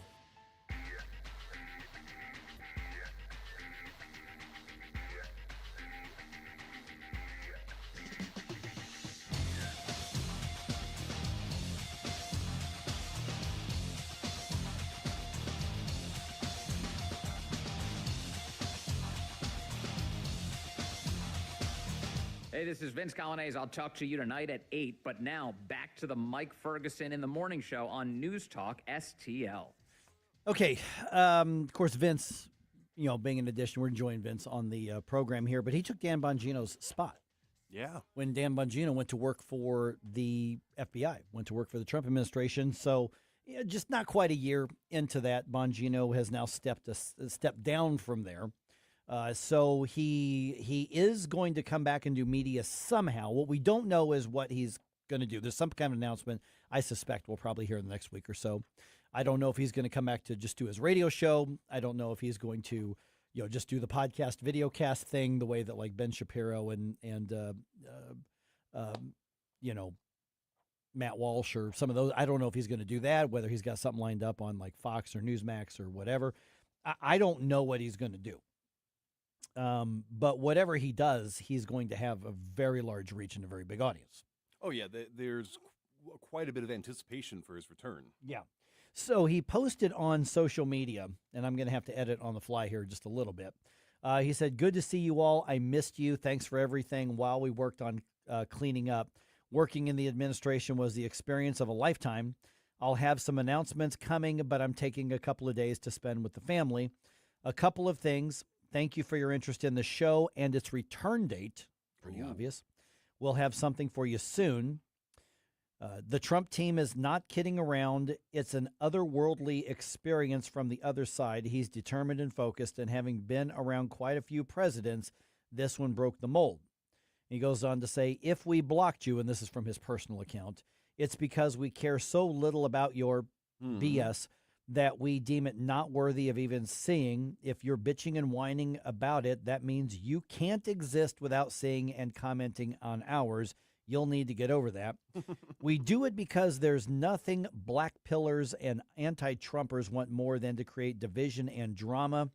We're about the results, and we'll talk about some of it soon." Okay, maybe I'm above the certain age. I don't know what a black pillar is. Do you know what that is? Yeah, so a black pillar is somebody that usually tries to expose the world, like change the way people view the world to show it as less rose-tinted and be a little bit more realistic or a little bit more, I guess nihilistic would be a better term as well. So, for example, if we're talking about the DNC and they're talking about how they're fighting fascism right now, the black pill for the DNC would be Donald Trump is nowhere close to a fascist. You're all being deceived and being manipulated into being a useful idiot for the Democratic Party right now, right? So that's what kind of caught my eyes, because alongside with that, there was a report, like a headline that he actually retweeted, Dan Bongino retweeted, and it says, "Dan Bongino declares war on black pillars and grifters trying to hijack MAGA." So a MAGA black... And his answer was, "You're damn right I am." Yep. I mean, literally, those are his words. His direct word for word in that post. So in some regards, I guess I could be seen as a black pillar, depending on who you ask, because I am very much try to be as real with the facts of the matter and then compare it to historical examples of things. So if it doesn't align with what the narrative, the hype is, that sort of thing, I would be considered more of a black pillar because I'm keeping people rational and level-headed. Yeah, so I guess it depends on what he means by this. Because on another thing that he had written, basically he was saying this isn't infighting. This is essentially, and I'm paraphrasing here, vetting out the cancers in his perspective, on this. So I don't know who he's referring to on this. So if he's referring to the Fuentes types, if he's referring to the Tate types, if he's referring to the Alex Jones types, if he's referring to the Candace Owens types, great, vet them out. We don't want or need those in our movement in any way, shape, or form. I'm all for that. If it's a matter of we're just going to go after the people who critique or disagree with the president or are willing to critique or disagree if we think he's wrong, well, then that's a whole other thing. Well, that's kind of what concerns me about this as well, is the idea of hijacking MAGA, right? Mm-hmm. So a lot of the people mentioned, I don't think that they're necessarily trying to hijack it. It's just that they have become very critical. And Alex Jones, ironically, would be somebody I would consider what's called a white pillar. They believe that no matter how bad things are getting, or they appear to be secretly behind the scenes, President Trump, the administration has things under control. It's all trust the plan sort of ideology, that, at least from what I've been hearing from Alex Jones lately. So I don't think he would be necessarily one, but the grifters, yes. I mean, we have an epidemic of people that they get a large following online, and then they start to insert things that are not fully true, or they present incomplete things as a full story. Or they're just insane. Like Candace Owens, who's clearly mentally ill. And they push stuff that is not factual, it's not accurate, and they are doing that, and that's also changing a lot of the way people are viewing different administration things, different elements of the world. But again, to your credit, because you mentioned, you didn't really know what blackpilling is. That's honestly the first time I'd ever heard the term. It's kind of become a jargon term to where the people that are more commonly using it now don't know the origins or what it's supposed to represent. So people like me that knows. So you got a denotative and then like a connotative. So, so what I'm hearing you say, that's like the definition, the denotative. When people hear that word now, the way that Bongino's using it, what would be the connotation? What do people think of when they hear that? Well, I guess it also depends on how deep into the culture that kind of coined these terms are. So, like, for example, red pilling, if you ask a Democrat, a red pill is, it's Republican-based, it's right-wing, but the red pill actually comes from the movie The Matrix, where you're supposed to be, it's not partisan, it's revealing the truth and seeing things the way that it is. So I don't know enough particularly about Dan Bongino in this specific incident to say whether or not he means people that are basically pointing out that a lot of what the administration says is not always as great and triumphant, and that's just politics. Yeah, I mean, the reality is every single politician's wrong about some things. Or if it's people specifically that are intentionally branding themselves as part of MAGA, but then sneaking things in to try to change the way people view the MAGA movement, President Trump, and that sort of thing. Yeah, I mean, and MAGA is a populist movement. I've said on the air, I've said privately, I've said publicly that, remember, Donald Trump defeated the conservative movement as much as he defeated the left. And same with America First. With the MAGA movement. So it's a very populist movement, and that happens from time to time. The Tea Party movement was more conservative. Economically in particular. You're blackpilling right now, Mike. Well, yeah. I mean, apparently, if that's what that is, yeah. And then, you've got Ross Perot's reform movement, which was very, very popular, very populist. And so we yesterday talked to State Representative Adam Niemerg out of Illinois. He says what he was arguing for was a conservative version of populism to get Republican voters who have given up to come back out to the polls, saying we know the voters are out there in Illinois, but they're not showing up because they're defeated. They already feel defeated. And so there's that. But the thing is, with every populist movement, and you can go back to Tea Party, because then there was infighting with who's really Tea Party, who are really the leaders, which ones are the legitimate ones. These are grifters. You had the same thing with the reform movement with Ross Perot. You can go back to La Follette back in the early part of the 1900s when you look at these populist movements, and obviously he was going to be farther, a lefty. But they all end up having a power struggle, and then they all have their run, and they all come and they go, and they set the stage for whatever's next. MAGA isn't going to be around forever. Now, MAGA has lasted a whole lot longer than most populist movements by a long shot, and that's because of the way Donald Trump has been in and out of office, as he's kept that movement going, and the things that have been subsidiaries from it. So when Bongino is talking about going after the grifters, hey, if it's a grifter, go after him. Does he mean people who are taking away from the freedom in the conservative movement, or is he talking about people who just critique the president or critique MAGA? Because MAGA's right about a lot of stuff. MAGA's wrong about some other stuff too. Well, that's what I'm secretly trying to hope that what he means is not the cultural grifters, like the people that we've mentioned, like the social media influencers, Right. quote unquote independent journalist types, but the actual people within the actual establishment, within government, within the media themselves, the actual legacy media, declaring war on those grifters and the people that are nefarious in their intentions and trying to sow the division.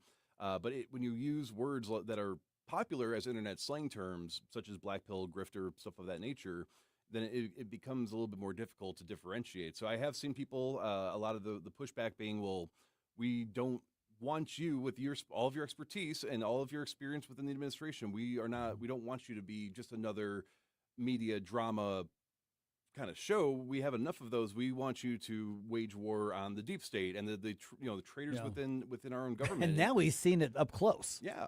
And we know that they're there. And of course, I'm sure some people are speculating, he may have signed an NDA or something of that nature.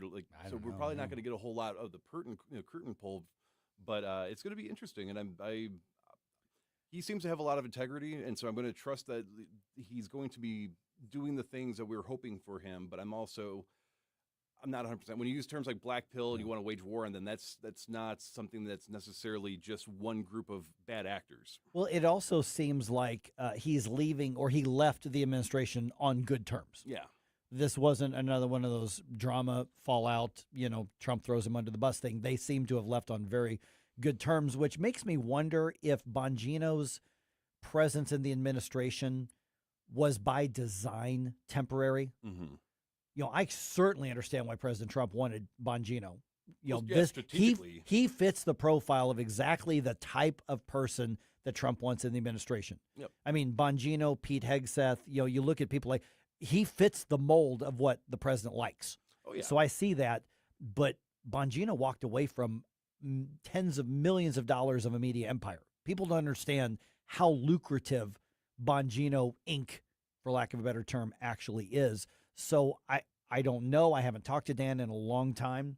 I wonder if, okay, Mr. President, I'll help, shake things up, but then I'm going to go back to doing what I like to do. I don't know if that was the case or if he got in and just truly missed it. I don't know. It doesn't really matter. But we do know that when Bongino comes back in some fashion, he's got a much more up-close look at how things are really happening right now. Yeah, but from an optics and strategy perspective, I mean, Dan Bongino fits a lot of the molds of what people want to see from their media representatives and people in government as well. And you don't just walk away from your own massive empire and all that money if you don't sincerely have some sort of strong belief of duty. Mm-hmm. So I think that in that regard, I mean, clearly with one of the tweets he made saying he was shaken to his core about what he was exposing, that's going to be something that I think a lot of people are hoping he's going to at least be able to talk a little bit more about. And then to leave from that, though, I mean, he was there firsthand and now he's going to come back. So really, hopefully, he's going to be able to put more context of what's going on within the government and where all these problems are stemming from. And the big question, though, who is he defining as the grifters? Yes. And who is he going to go after? Because I think there are some that need to be targeted and vetted out. I think that I think that you can have a tent that's way too big, and that all you're doing is putting millstones around your neck. If you say, "Well, have everybody," there are some people that are just evil. Yeah. That you don't want in your tent. And the enemy of my enemy is not always my friend. Yeah, and also, keep an open mind, but not so open that your brain falls out, right? Yeah, that's a good way to put it. Now, if you are a big fan of these kinds of conversations, we do have an amazing podcast after the show. We chop it up and we go ahead and upload it so you can share it with your friends or some of your enemies that may need to have some common sense put in there. Especially the enemies. Especially the and the black pillars and the grifters, yeah, whatever. So go ahead and send this segment to all the black-pilled grifters and let them know Dan Bongino's coming for them.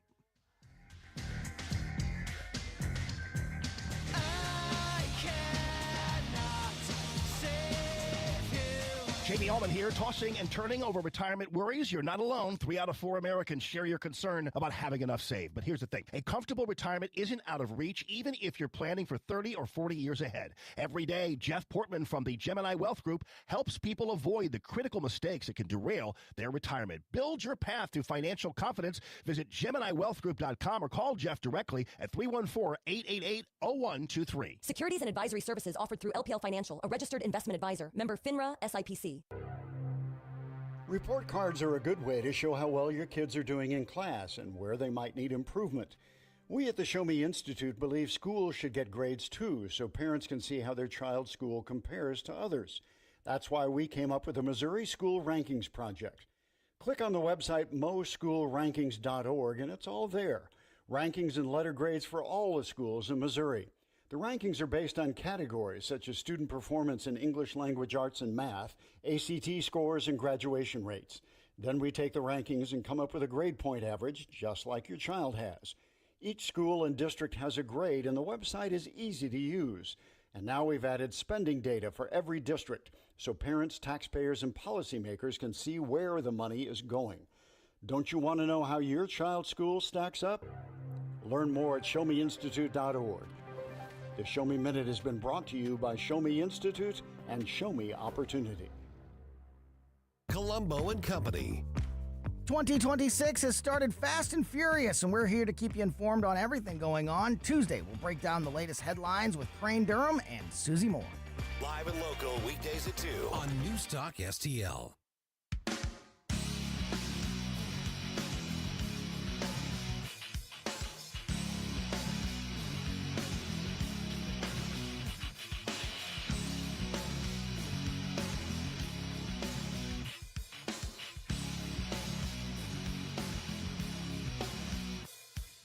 Hi, it's Vic Porcelli. And Ken. Hi, Ken. Hey, Vic. Ken and I are on every Monday through Friday here on News Talk STL. Right now, you're listening to Mike Ferguson in the morning on 101.9 and 94.1 News Talk STL. Whoosh, my morning people. A little bit of breaking news here. I got this off of Fox News. The Republican majority in the U.S. House is reduced just a little bit. Oh.